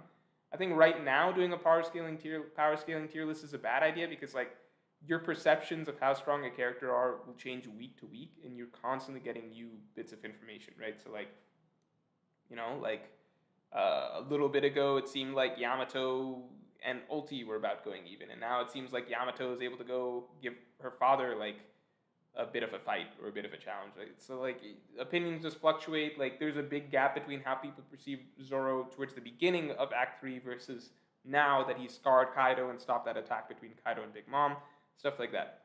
So I don't want to do a power scaling tier list, but yeah, maybe a best characters tier list. Let's see what this Justin comment was. Justin says, $10, I forgot my second question. Doesn't it feel like Luffy's slowly becoming an amalgamation of traits from the Emperor's old and new? Could voice of all things connected to Conqueror's spirit? So it's tricky because in general, the way Oda likes to write Luffy is he likes to, like, there's often commonalities or like specific ways that Luffy and a villain overlap. So for example, Luffy and Big Mom are both very selfish and like single-minded characters in a certain way, and that's like a trait that is played up. Like I think there was even a comment, maybe it was by Nami, saying that like Luffy in terms of his like stubbornness or like selfishness is already Yonko level. Luffy's his selfishness is obviously played in a much more lighthearted and even positive manner. Their similar like desire for like their gluttony and everything like that. There's a significant overlap there, even the childishness. Luffy and Kaido, I guess you could say, in terms of like it's coming to fruition, but it's sort of like the sort of battle side of things, like them exchanging respect over the course of their fight. Luffy and Shanks, I think we could go down a long discussion of why Luffy and Shanks are similar in terms of pirates. Luffy and Whitebeard, arguably even why like Luffy's pirate crew is very, like Luffy's family is very similar to Whitebeard's notion of having a family, and like Luffy's crew is his family the same way as Whitebeard's was. And Luffy and Blackbeard, I did a very long video talking about like the contrasts and similarities between Luffy and Blackbeard and everything that says. So I could see the notion that Luffy is an amalgamation of all of those guys together. Could Voice of All Things be connected to Conqueror's spirit? I've always felt like Voice of All Things, that makes sense. I always felt like it was more connected to, made sense more so in my mind being connected to observation Haki. Kiku is B tier, by the way. Yeah, okay, no more voting on the Scabbards, because we got them all exactly right the first time, alright? We did 2 votes on the Scabbards, and we got them all right the first time. It is interesting, though, that the Voice of All Things, you would expect it to be mainly with characters that are, I guess, yeah, where's Kawamatsu at? Okay, Kawamatsu, I don't think he's, like, great among the Scabbards either. I think he's solid. I think he's a likable Scabbard, for sure. Like, C isn't bad. Keep in mind, C isn't bad. Like, look who else is in C. It's Kaido's Big News Morgans, right? That's a great character. D is where you don't want to be at, because then you're hanging out with Beppo. Alright, so this tier is solid. You know what? Let's add one more tier. What did I do? What did I just do? No, other way. Other way. What color? Alright, this can be D, and this is E. Yeah, so just imagine this tier is like, okay, this tier is like, not so good. Alright? No, I wanted this one. Oh, whatever. This can be pink. Alright. All right, all right. So this is all good. Oh, geez, we're never gonna finish this tier list, are we? Manga tier list.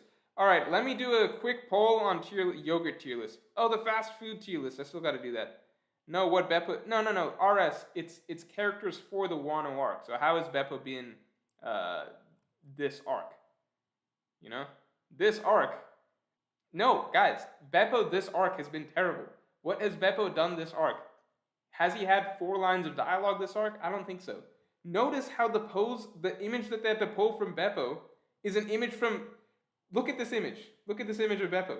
This isn't even a modern image of Beppo. This is from all the way back at fucking Scabbard Archipelago pre-time skip. You know why? Because he hasn't done anything in Wano. There's no stills to pull from him from Wano. This was the peak of Beppo's character in his introduction. This was prime Beppo. Ever since then, he has suffered the most, what's the case of those Dragon Ball Z characters from the beginning, where, like, the pig and the, is it Puar? No, Puar was the cat. This sounds like nonsense. Is it Oolong and Puar? If I'm wrong about these names, then what I just said sounds like nonsense language, but I'm pretty sure that those were the names, okay? So those 2 characters, very prominent in like the first 10 chapters of Dragon Ball, and then gradually became less prominent throughout the rest of Dragon Ball as, the action started mattering way more. And then eventually, once Dragon Ball Z came around, they literally, it's hilarious, because in Dragon Ball Z, they were no longer characters.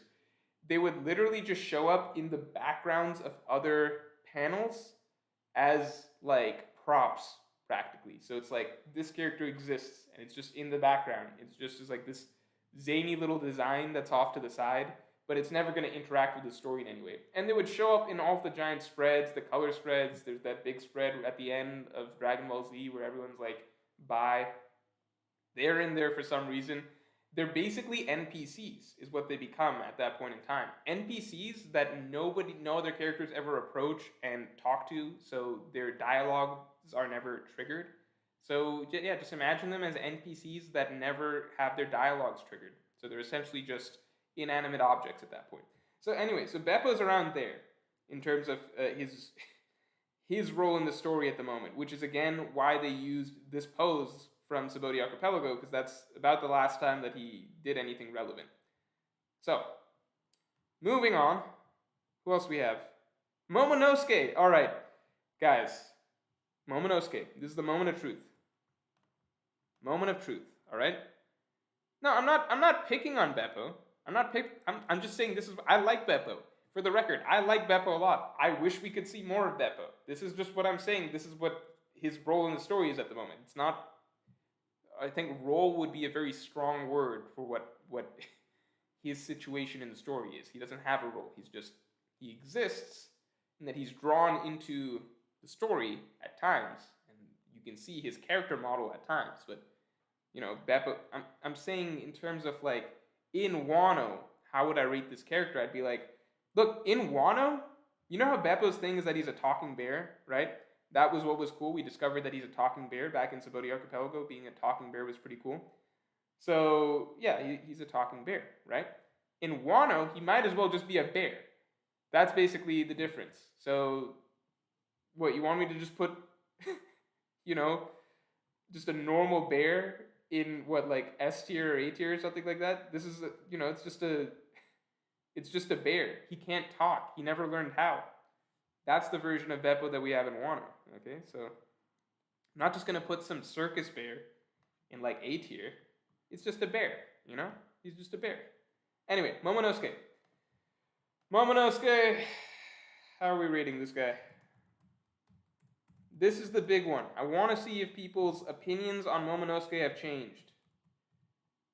Now we got an E tier, right? Has the opinion on Momonosuke come around to become more positive? I don't know about that. I will say I really like Momonosuke now.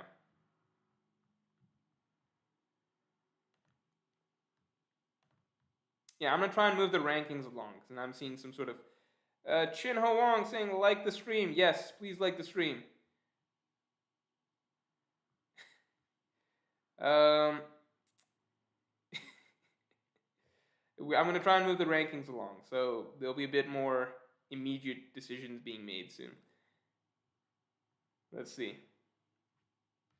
I saw a comment from Momo in E tier and Momo in SS tier back to back. I think Momo has made great strides as a character lately.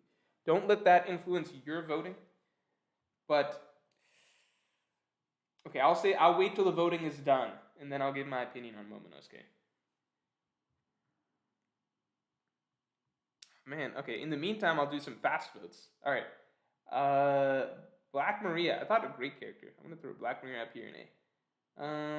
Oh, shoot, we missed one of the Big Mom Pirates. Let's move them down here. We're not going to be ranking them. They're alongside the rest of the strides. Why is Zunisha in this list? I'm not ranking Zunisha. Zeus. Hold on, I like Zeus. We'll get to ranking Zeus in a bit. Hold on. Let's do this in a bit of an order. Fukurokuju goes right over here, right above Beppo. He's not done jack shit this. Who else thought Fukurokuju was going to be a big deal? I thought he was maybe not necessarily a big deal, but like, I thought that he was gonna have a bit of a bigger impact than just being an opponent for Raizo to fight. You know what I mean? I thought there was gonna be something a little bit more to it than that. Momonosuke, fingers crossed. I feel like you guys. Okay, I can live with that. A tier from Momonosuke. But guys, I feel like Momo's pretty great. You know? I feel like it's only fair to put, if we're putting Kinemon in S tier, let's put Momo in S tier. And, you know, I feel like it's fine to put Momo at the top of S tier. You know, maybe a little bit ahead of Kinemon. You know? I mean, like, I just feel like, I think we're gonna, trust me, we're gonna like it better like this. The layout just looks better, alright? The layout, it just looks a little better like this, okay? We can't just have Kinemon by himself in S tier. I think Momonosuke has actually become a great character. I've really enjoyed Momonosuke. Most developed character in Wano, right? Is Momonosuke the most developed character in Wano? I think he's, easily had the most character development out of any character in Wano. Look, here's the thing. Here's my argument for Momonosuke. Argument for Momonosuke, listen up. I used to hate this kid. Kinemon I never hated. I was just indifferent towards. I thought Kinemon was the most dull and sort of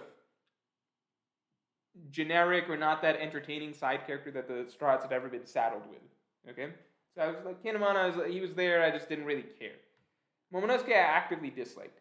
So, for Momonosuke over the course of this arc to go from, you know, character I actively disliked to the character that maybe has grown or developed the most, and maybe stands out to me the most as a character that has had probably the best arc of this arc, best character arc of the Wano arc so far, versus Kinemon, who similarly has grown on me leaps and bounds, but also started from a much higher place, that place being essentially neutral or I didn't care, versus Momo being dislike this kid. I'm going to give it to Momo in terms of, I think he's been the best character in Wano so far. You know? You guys see what I'm saying? Biggest leap forward. I still haven't answered Justin Holland's question. That's fucking impossible. I answered it 100%. No, what did I not answer about Justin's question? I talked about if Luffy's an amalgamation of the Yonko.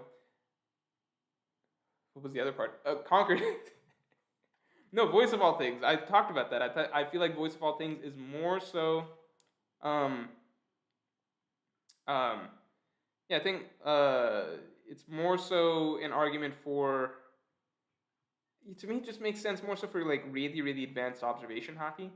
I don't get why it would be Conqueror's Haki as much, but like it does feel. Here's the thing. So it feels more like characters with Conqueror's Haki seem to have the tendency of Voice of All Things, but the nature of what it is suggests to me more so that it would be observation Haki. That's pretty much it. That's pretty much all I got for you as the reasoning. All right. Princess Sako says, first you're racist to fishermen, now minks as well. No, not. No, just Beppo. Just Beppo. Saint title is truly fitting. Why do you always disappoint me? I'm just racist towards Beppo. I mean, I'm not racist towards anyone. Don't clip me on that. Alright. What would you know? Okay. You guys, okay, I'm trying to get the reactions to Momonosuke here. Soul says, man, you really stepped up the stream quality. Why can't you guys be more like Soul? What do you mean miss super chat? What did I miss? What did I miss? I swear to God I responded to both of Justin's things.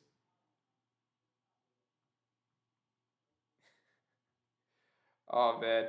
All right, Justin, what's the second part of your question? I swear to God I answered both parts of your question. Oh, did Kaido know about Ace, Marineford, and Luffy's Straw Hat? Why are you ignoring people? All right, that was the second part of the question. All right, did Kaido know about... No, I talked about that, though. Did Kaido know about Ace, Marineford, and Luffy's Straw Hat? Kaido know about Ace, Marineford, and Luffy's Straw Hat. Those are three separate things, right? So I think Kaido knew about Ace and Marineford. Okay, did Kaido know Ace was Gold Roger's son? I don't know if that's what the question was.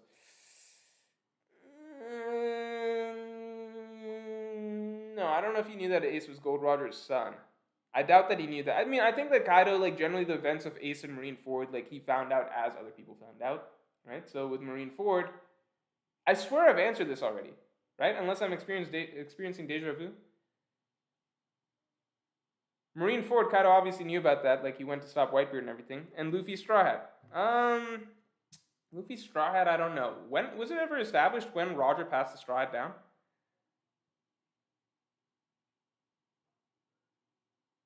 I've answered this question. This is like the third time I've answered this question. So, I will say though, at the very least, because that does raise a good point, which is like, how much do like who knows about Luffy's Straw Hat? Because Luffy's Straw Hat, it's like, so when was it confirmed? Like, when did Roger pass it down? Sorry, someone's driving with a motorcycle outside my house. When was it confirmed that Roger passed down the Straw Hat to Shanks? Because otherwise, shouldn't Roger have a bit of a, a bit of a persona built around the Straw Hat as well? Right? Shouldn't Roger also have a bit of that as well?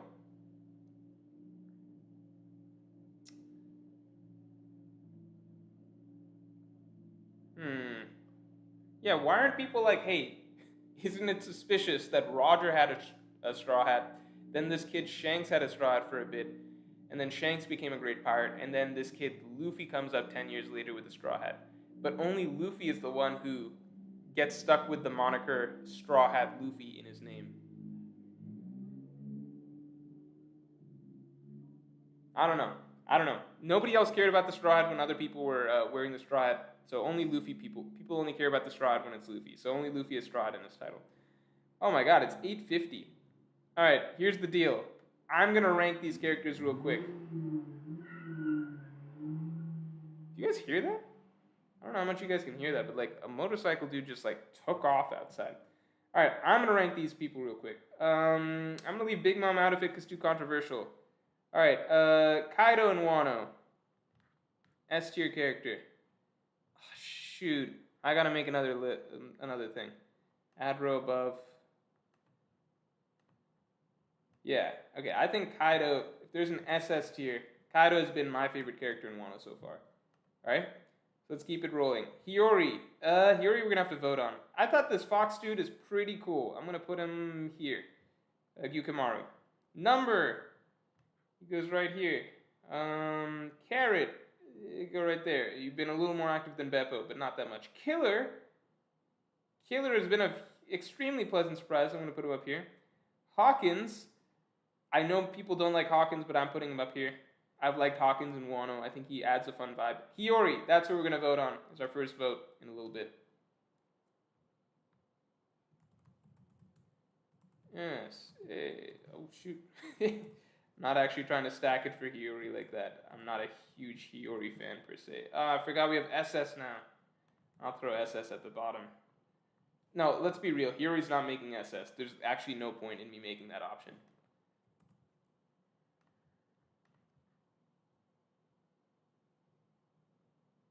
Yeah, I'm Central Time now. Alright.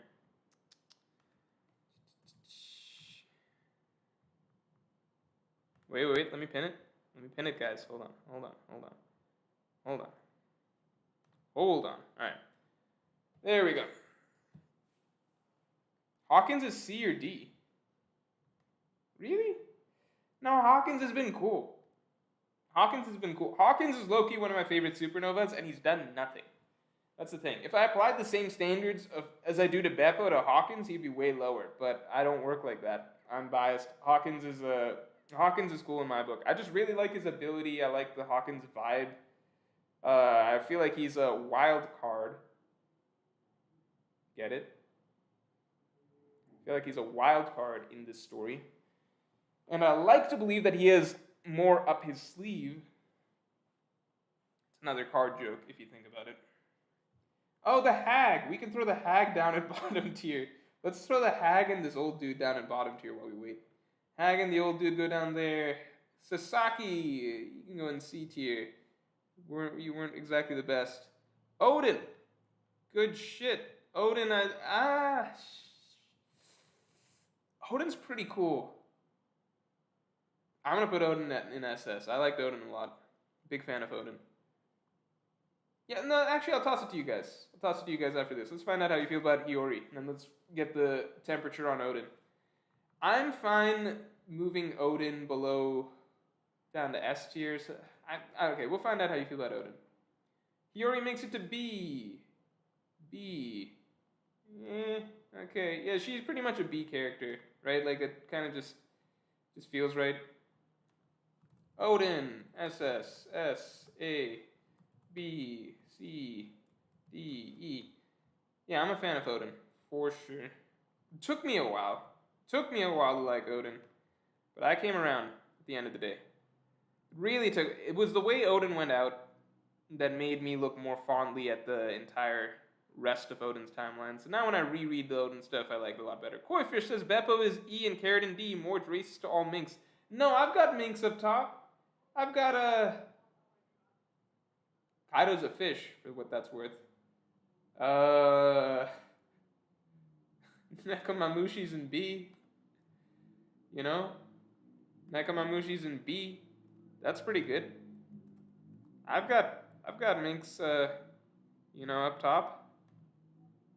I've got some minks, in the... Yeah, guys, we need some better mink representation. What do we do? Do we bump? Who are we bumping? We just gotta get some better representation up here. Who is the best mink in the story? That is the real question.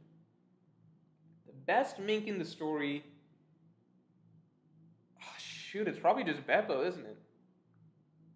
Too bad he's been terrible in Wano, but over the course of the story, what's a more love... Best mink in the story is Chopper. Solved. He's a mink in spirit, okay? Because, look, if you were walking down the street and you saw Chopper, and you didn't know what his deal was with the fruit and everything like that, you'd be like, oh, that's a mink, He just fits in with the mink crowd. I feel like he's essentially an honorary mink. Honestly, I think Chopper finding... This has not been talked about enough, but I think it's a big deal. Chopper finding the minks should have been a life-changing experience for him. Right? Because his entire life, Chopper's entire life, that was the big conflict, that he couldn't really fall on either end. He was too human to be a reindeer, to be one of the reindeer, right? And too much of an animal to be one of the humans, right? So that was the problem that he struggled with so much of his life. That was why he was an outcast. That was why he never felt like he fit in or belonged anywhere. And obviously the Strahds welcomed him in, and that was the first group that he truly felt at home with and was able to just be himself and be comfortable in his own skin, right? But at the same time, so he has technically gotten past that level of personal issues, right? In terms of not feeling like he fits in anywhere, feeling like he doesn't fit in here or there, and that there's no one really like him, okay? But at the same time, when he found the minks, shouldn't that, even if you've personally gotten past all of that and come to accept that you are half human, half reindeer, and that there's just no one else really like you, when you finally do come across a race of people that are all exactly like you, right? All essentially half human, half animal, and sure, they didn't go that route of being, devil fruit used, or an animal who ate a human fruit, right? So they're not this way for the same reason, but you do essentially blend in and fit in fucking motive? What is going on outside? Can you guys hear this? Giving a good explanation here. I don't know what that is. I mean, I know what it is, but I don't know why someone is doing that at this point in time. You know, it is 9 p.m. where I'm at. So, yeah, isn't that just a light? Like, I wish we got a little bit more insight into that because, yeah, suddenly Chopper found a whole race of people who are exactly like him, where he fits in perfectly. And obviously, you know, Chopper got treated like a king there because he saved that entire race. But I wish we actually got to delve a little bit more into him and like his character. Like, all we really got was him having a crush on that reindeer mink, right? And I think that was like, you know, that's a funny little moment. Like, oh, you know, Chopper even found someone that's like him, that like of his own species, kind of, in a way that that is actually like it wouldn't be like some weird bestiality thing if he's into them, because they're, you know, it's an intelligent species, right? But, you know, that's actually, like, looking back on it, that's not just like a little gag. That's a big deal. Like, Chopper finally, like, he didn't even know this whole race existed. Am I crazy? Is this not a big deal? Is that not like a huge deal for his character? Like, think about that.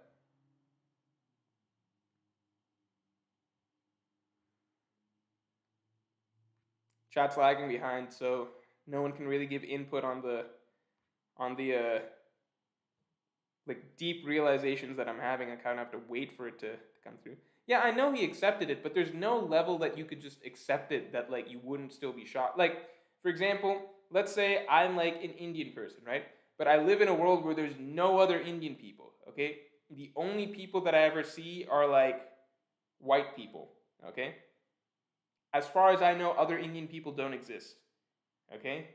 And let's say that, sure, I've gone through some great character arc and come to accept that I'm the only Indian person in the world and I'm the only person that, like, looks the way I do. Great. I've come to that realization, come to terms with that. Still, if I found a fucking country full of Indian people that are exactly like me, there's no amount of, like, personal growth that I could have experienced before this that would not have made this new moment of finding a whole race of people like me, when I believed that nobody else was like me, like, absolutely mind-blowing, and suddenly like a huge moment of sort of, you know, perspective-changing self-discovery, or like, it would really change your perspective on the world. I think you would need to dedicate an arc to focus in on that. That's all I'm saying. Yeah, no, not... No, guys, I'm giving... Koi says he isn't really a mink, though, but he fits in perfectly with the minks, right? He is, like, for all intents and purposes, the thing that bothered him the most was his appearance and the nature of his existence, that he had the appearance, essentially, of a reindeer when he was in reindeer form, but, like, too smart to be a reindeer, and when compared to humans, he looks too much like an animal to be considered a human, right? So with minks, that solves it, because his appearance fits in perfectly with the minks, but intelligence-wise, they all have the same intelligence as humans, so it's the same type of existence as he has.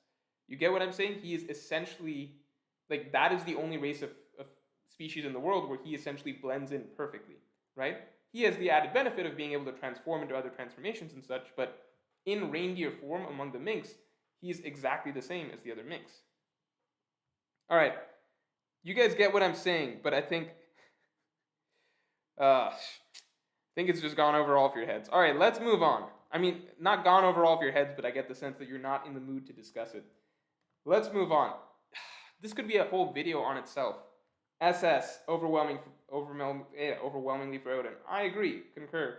All right, I'm gonna do these real quick. All right, and you guys just listen and watch, because you weren't nice to me when I was giving that Chopper mink explanation, so you don't get to participate that much for this next section. Zeus.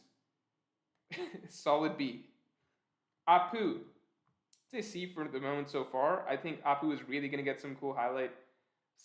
I don't know. There's a lot that could be done with Apu's character. I just don't know if we're going to get it. I think so far he's mainly been comic relief.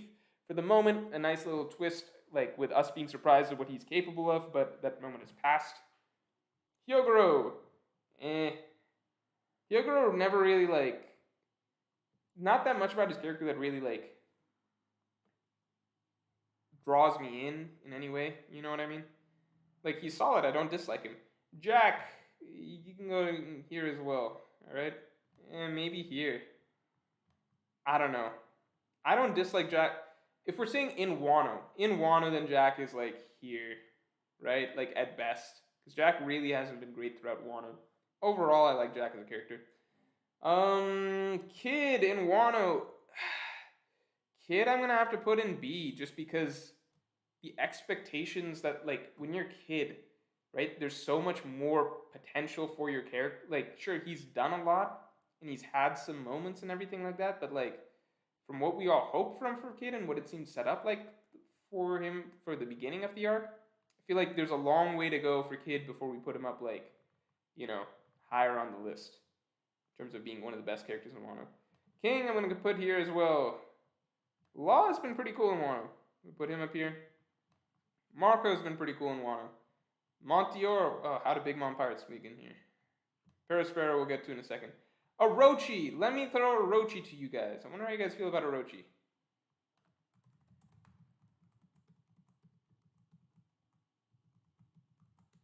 This became a very big tier list.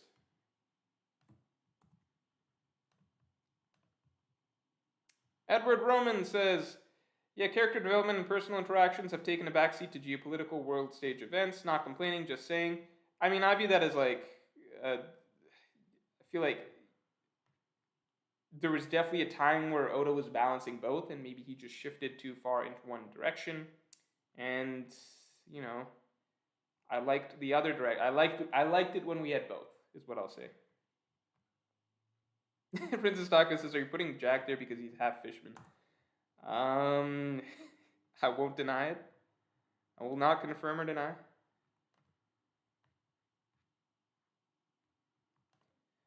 The pirate here says, a zebra and lion mink are still the same species, but Chopper still only sees himself as just a half reindeer. It would be like if a black person met dark-skinned aliens. He doesn't share their culture. No, because I don't think it was ever about culture for Chopper. I think it was mainly about appearance, because he was, well, so it depends, right? Because for humans, like, the reason he was an outcast, he was, like, it's not like he had some culture to share with the humans, right? Like, he was just, like, he just saw humans, right? He got to the humans because the reindeers cast him out, right? So it wasn't necessarily a culture thing. He was traumatized because, in terms of appearance, he didn't fit in with them, like, right? And in terms of appearance, he couldn't fit in with the humans, and in terms of intelligence and what he become like that, he couldn't fit in with the reindeers. And in fact, often forgotten but a really minor weird point, with the reindeers, even before he ate the devil fruit, he didn't fit in because of his blue nose either. So even from the very, very little beginning start, a lot of it came down to appearance. So two ends of the spectrum, right? Couldn't fit in with humans because of appearance. Couldn't fit in with the reindeers largely because of intelligence that he'd gained. They could tell he was different. And then also, to a lesser degree, the appearance. So that's the thing. So with minks, it solves both issues. I don't think it was ever a culture type thing. I don't know if, like, that's how that works necessarily. Okay, because at least from Chopper's perspective, like, if you apply real world logic to it, I guess you could say that.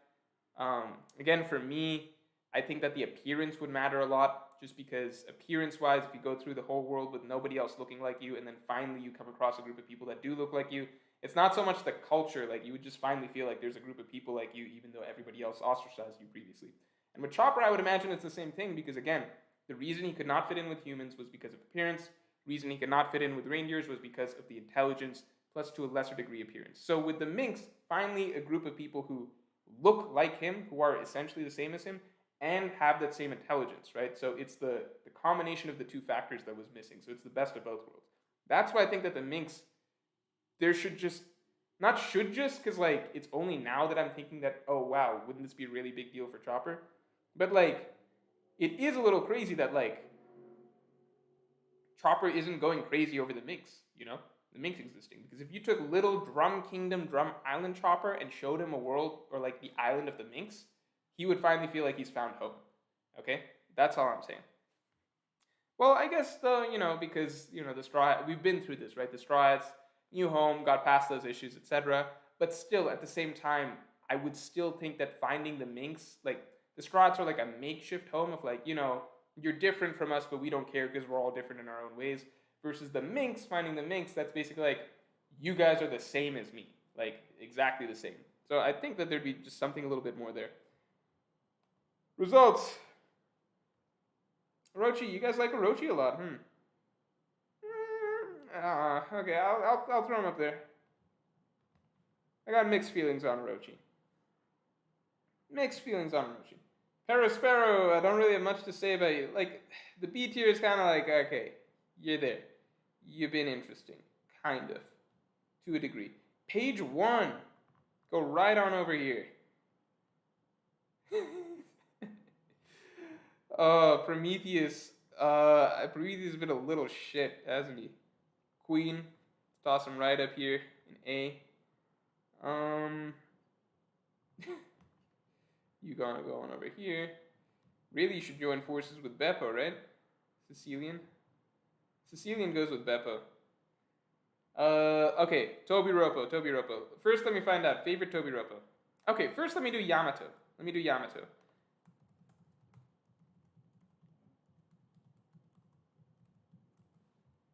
Yamato is going to be interesting, because Yamato, I think, is a very polarizing character.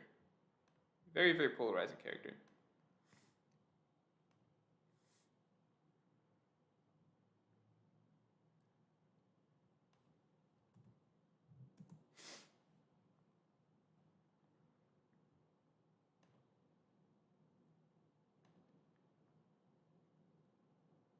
Yeah, I put Prometheus over Beppo for this arc.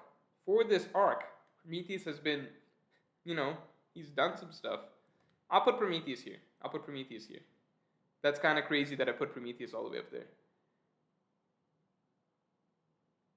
And I'll put Prometheus here. I feel like I'm being really unfair putting Prometheus that high. That's fair. Prometheus can go at the bottom. We're going to do Yamato poll, and then we're going to do a best Tobi Roppo poll. I think that'll be interesting. X Drake I don't count among the Tobi Roppo, so I'm going to go ahead and put him up here. Why am I putting Momonosuke and Kinemon so high and not moving these guys up? Okay, so I think we can agree Law has been pretty cool. Marco's been pretty cool. I think, you guys think, okay, I'll do a vote. I'll do a poll for Queen right after this as well, because I think Queen warrants a poll. All right, let's see what you guys think of Yamato. Oh, man. All right, I'm going to put Yamato in A.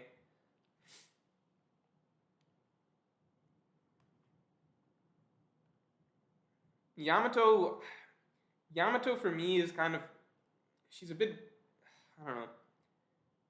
I liked her a lot initially. I think she feels a little too, like, it's gotten a little grating. Yeah, just a little grating on me, like, the repetitiveness of her. Like, it's a very, very simple, one-dimensional, shallow motivation, and it's kind of like just playing it on loop. That's kind of where I'm at with Yamato. So I'm sure there's more to get into with her. So I'm going to wait on a backstory. But at the moment, I'm not the biggest Yamato fan. I think I went from, like, being really, especially if you go back and see my chapter review when, like, we got Yamato's, like, real reveal and introduction. It was like, oh my god, she's a girl. I mean, I was excited. I was like, this is cool. Like, this is way cooler than if Kaido just had, like, a generic, like, male son, pretty much, right? So I thought Yamato, especially a lot of her early interactions with Luffy, I really, really liked. I think, like, Yamato, it just, like, was a gradual, slow decline in interest where, like, nothing that she's done that's made me dislike her. It's just that, like, I'm waiting to see more. We've been getting a lot of her, and I'm waiting to see more out of her repeating exactly basically the same pieces of dialogue that she's been saying since her introductory chapter, pretty much. So that's where I'm at with Yamato, but I get where you guys put her in A. I feel you. Everyone has their preferences. Like, I like Momonosuke a little better than I think most people, so I have Momonosuke, like, pretty higher than most people probably. I think Kinemon I might have higher than most people. No, you guys voted Kinemon pretty high. And where were we at?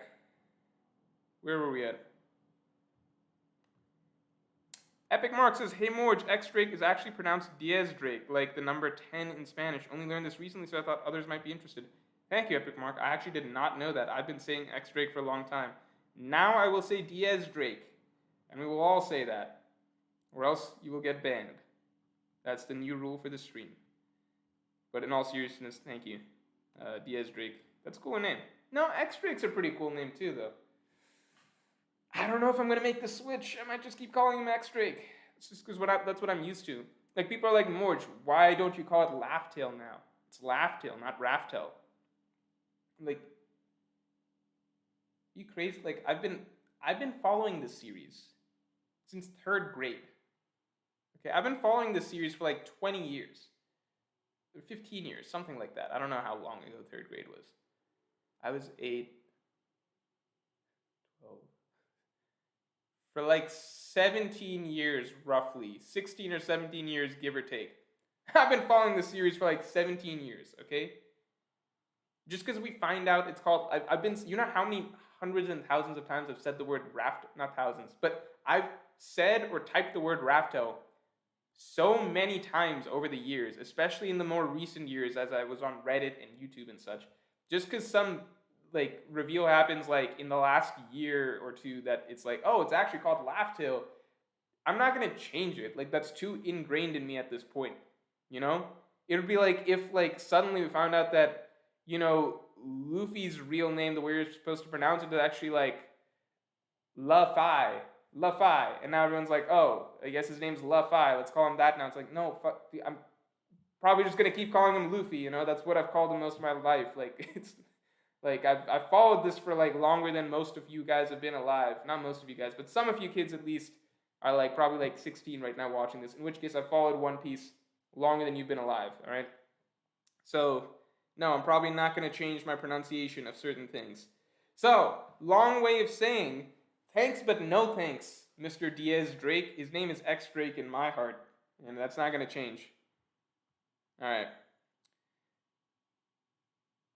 Ulti, yeah, we'll do a poll for the Tobiropo in a second.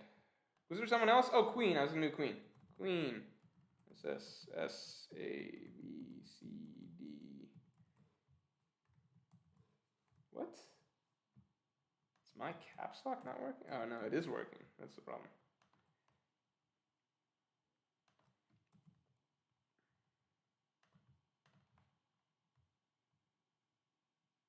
Okay, boomer. No, I'm not that old. I'm 25. I'm gonna be 26. I'm not that old. I'm not a boomer. I got it right. Like 25 minus 8. That's like. Did I get it really wrong? 17 plus 8 equals 25. Yeah, I got it basically right.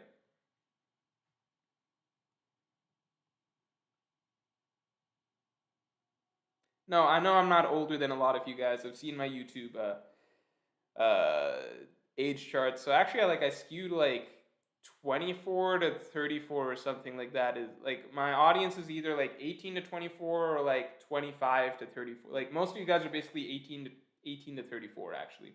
But there are some viewers that I have that are like younger than 18, and then some viewers that I have that are like well older than like 34. So I've actually got a fairly wide age range. The majority are between that 18 to 34 area. So I'm basically like smack dab in the middle age-wise of my typical viewership.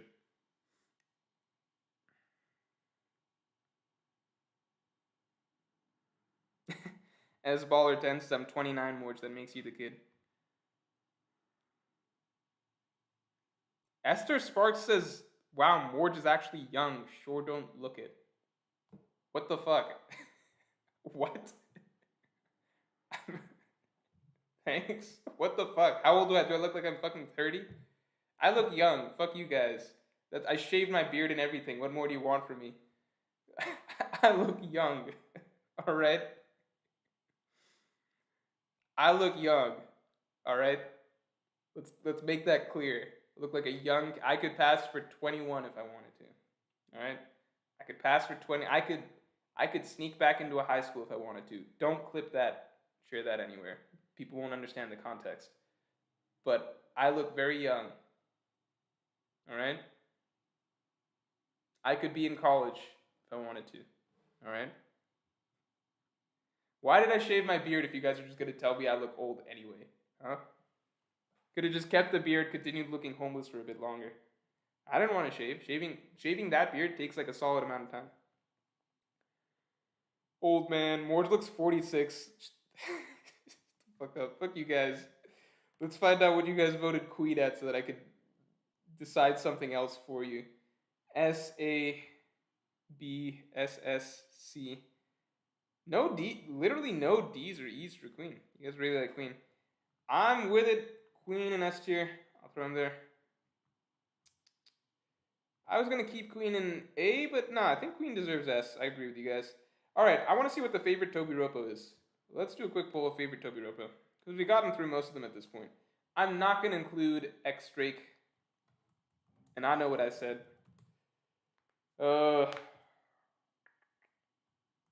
Who's who?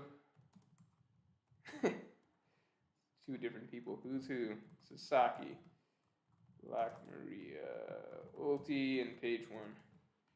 I wonder if we're gonna get. Oh, I won't say anything. We'll find out after we do the votes.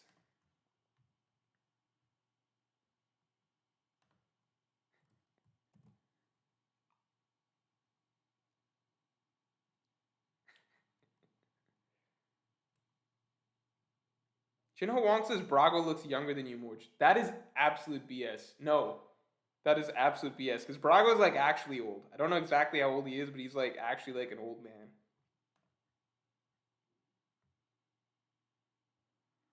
There's no way I look older than Brago. I look young.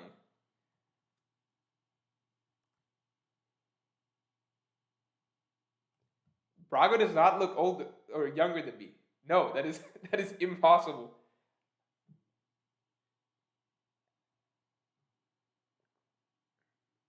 I didn't forget about Drake. I'm not counting him as a Toby Roppo. Just because, because then it's just different. He's like in the grand scheme of things, he's just a bigger character than that, right? Like, I feel like it's a little unfair. I'm talking about Toby Roppo, the squad of villains, the squad of second-tier henchmen that Kaido's got. Koifish says, I thought Morge was 30. No. Young Diley says, you definitely look young. Oh, young Diley, thank you. I needed to hear that.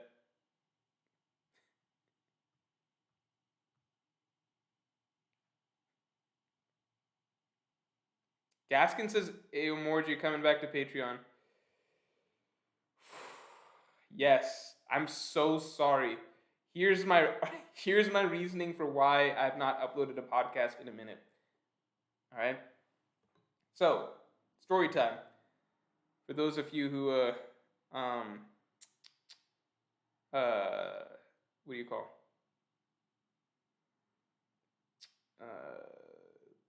What's the word? Patreons. For those of you who are not Patreons, all right? So, normally the Patreon podcast goes up. Usually I do it after every chapter. Here's how I normally record it. So I record the podcast with my extended thoughts on the current chapter, and extended thoughts on any video that I released recently that I want to talk about, okay? So anything that doesn't make it in the videos or the chapter reviews, I release in my podcast. So, comes out after every chapter. I used to go over to my editor's house to record the chapters. On the way back to my apartment, I would record the podcast. It made it very efficient because, I record all of the video stuff that I got to do there. Then on the way back, I do the podcast. And after that, I can upload it, okay? I have moved. Well, last month was very busy in general, basically. So since I moved, I no longer have the ability to, there's no longer any, because I'm just recording here, So I've not had like a nice little 30-minute car ride to record a podcast. I guess I could have recorded it when I drove cross country, but I was also busy just catching up on calls with other people, reaching out to people I hadn't talked to in a bit, basically, and doing that throughout the car ride. So I didn't feel like doing a One Piece podcast, which means that I owe you guys several patron podcasts. So I'm going to find like a new convenient way to do the podcast. It obviously can't really be through a drive anymore, so, it's fine if I just record it in my room or whatever, but it just feels different. I got very used to recording the patron podcasts on my drives. It helped me think and just get out some extra One Piece thoughts after I was done recording chapters. So, more patron podcasts are coming on their way, so, yeah. Yeah, Morge gets money on creations, so sucks for him. Yeah, here's the reality of the patron podcast.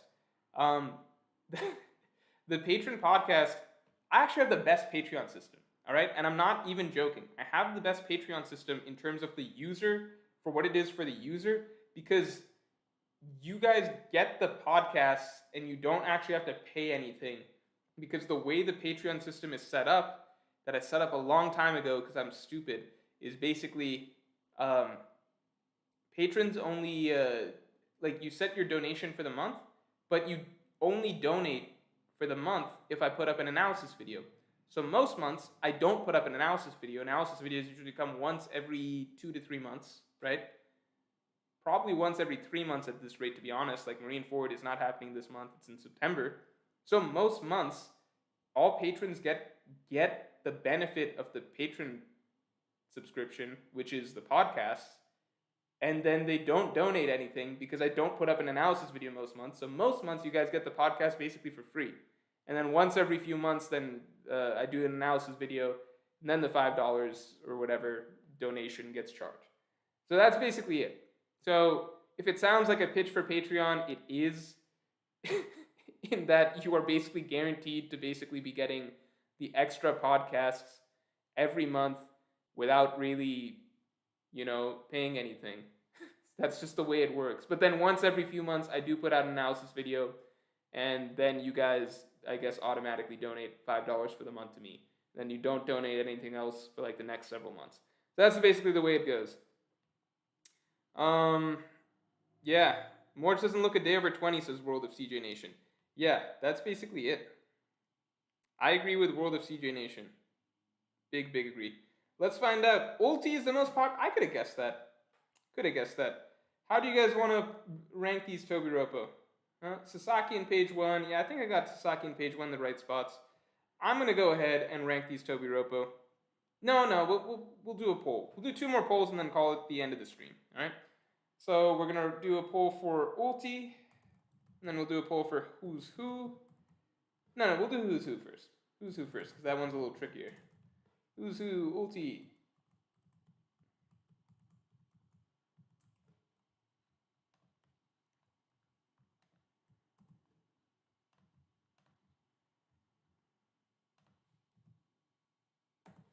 Princess Taco says you should upload your YouTube videos early on Patreon to get more people.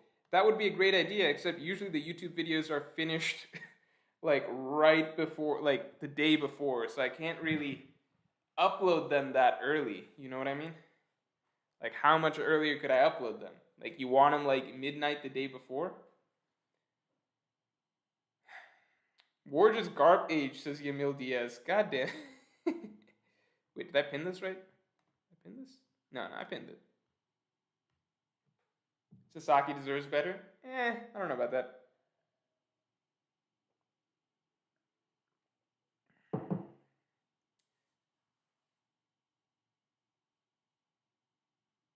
Who is Morge as a Tobiroppo? Don't know what that means. William Xavier says Morge looks 19 and 40 at the same time. No, I don't. I look closer to 19 than 40. I do not look 40. What are you talking about? I don't look 40.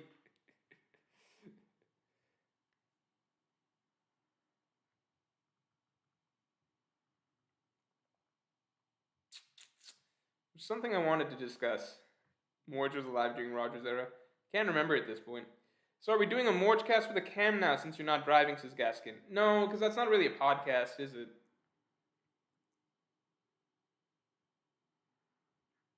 Edward Roman says, use an electric trimmer to shave the thick beard and then a razor for smooth skin. A lifesaver. Look handsome with the beard, though. Thank you, Edward, but you also just implied that I look ugly now. But I appreciate it. Electric trimmer to shave the thick beard and then a razor for smooth skin. I'll give it a try. I usually like the faster solution. So I just use I guess electric trimmer is faster. But you suggest it does require more steps, but overall it's less time. So I'll see.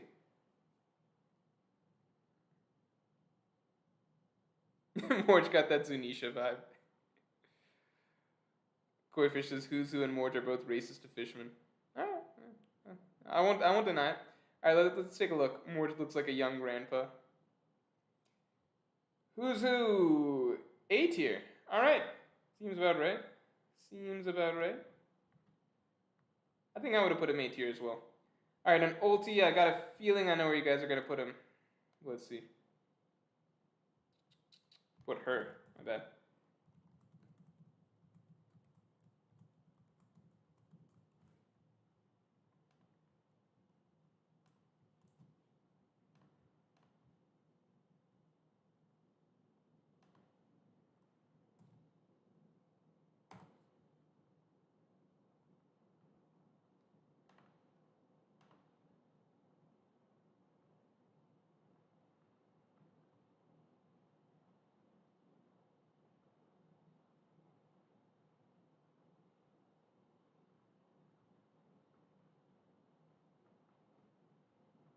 All right. I think that should. So that's the final one pinned.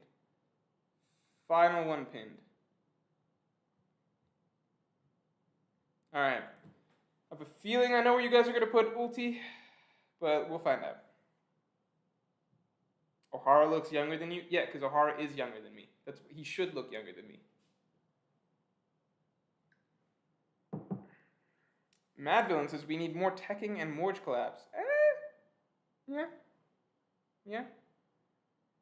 Matt Wayne says OP YouTuber attractiveness tier list. Nah, people would get mad at me. Also, I'd put myself really high. The Power says, okay, I've waited a year for this moment, but didn't want to hurt Ulti's voting. Ulti for SSS tier, best fictional character and cure for all disease. The Power you might be in luck. Ulti may be in SS tier. Let's wait and see as the results come in. But I have a feeling, based on how you guys were supporting her earlier, she's probably going to make it at least to the S's. You know, S or SS. I don't know. We'll find out. Don't want to influence your voting or anything like that. Joe Biden looks younger than you.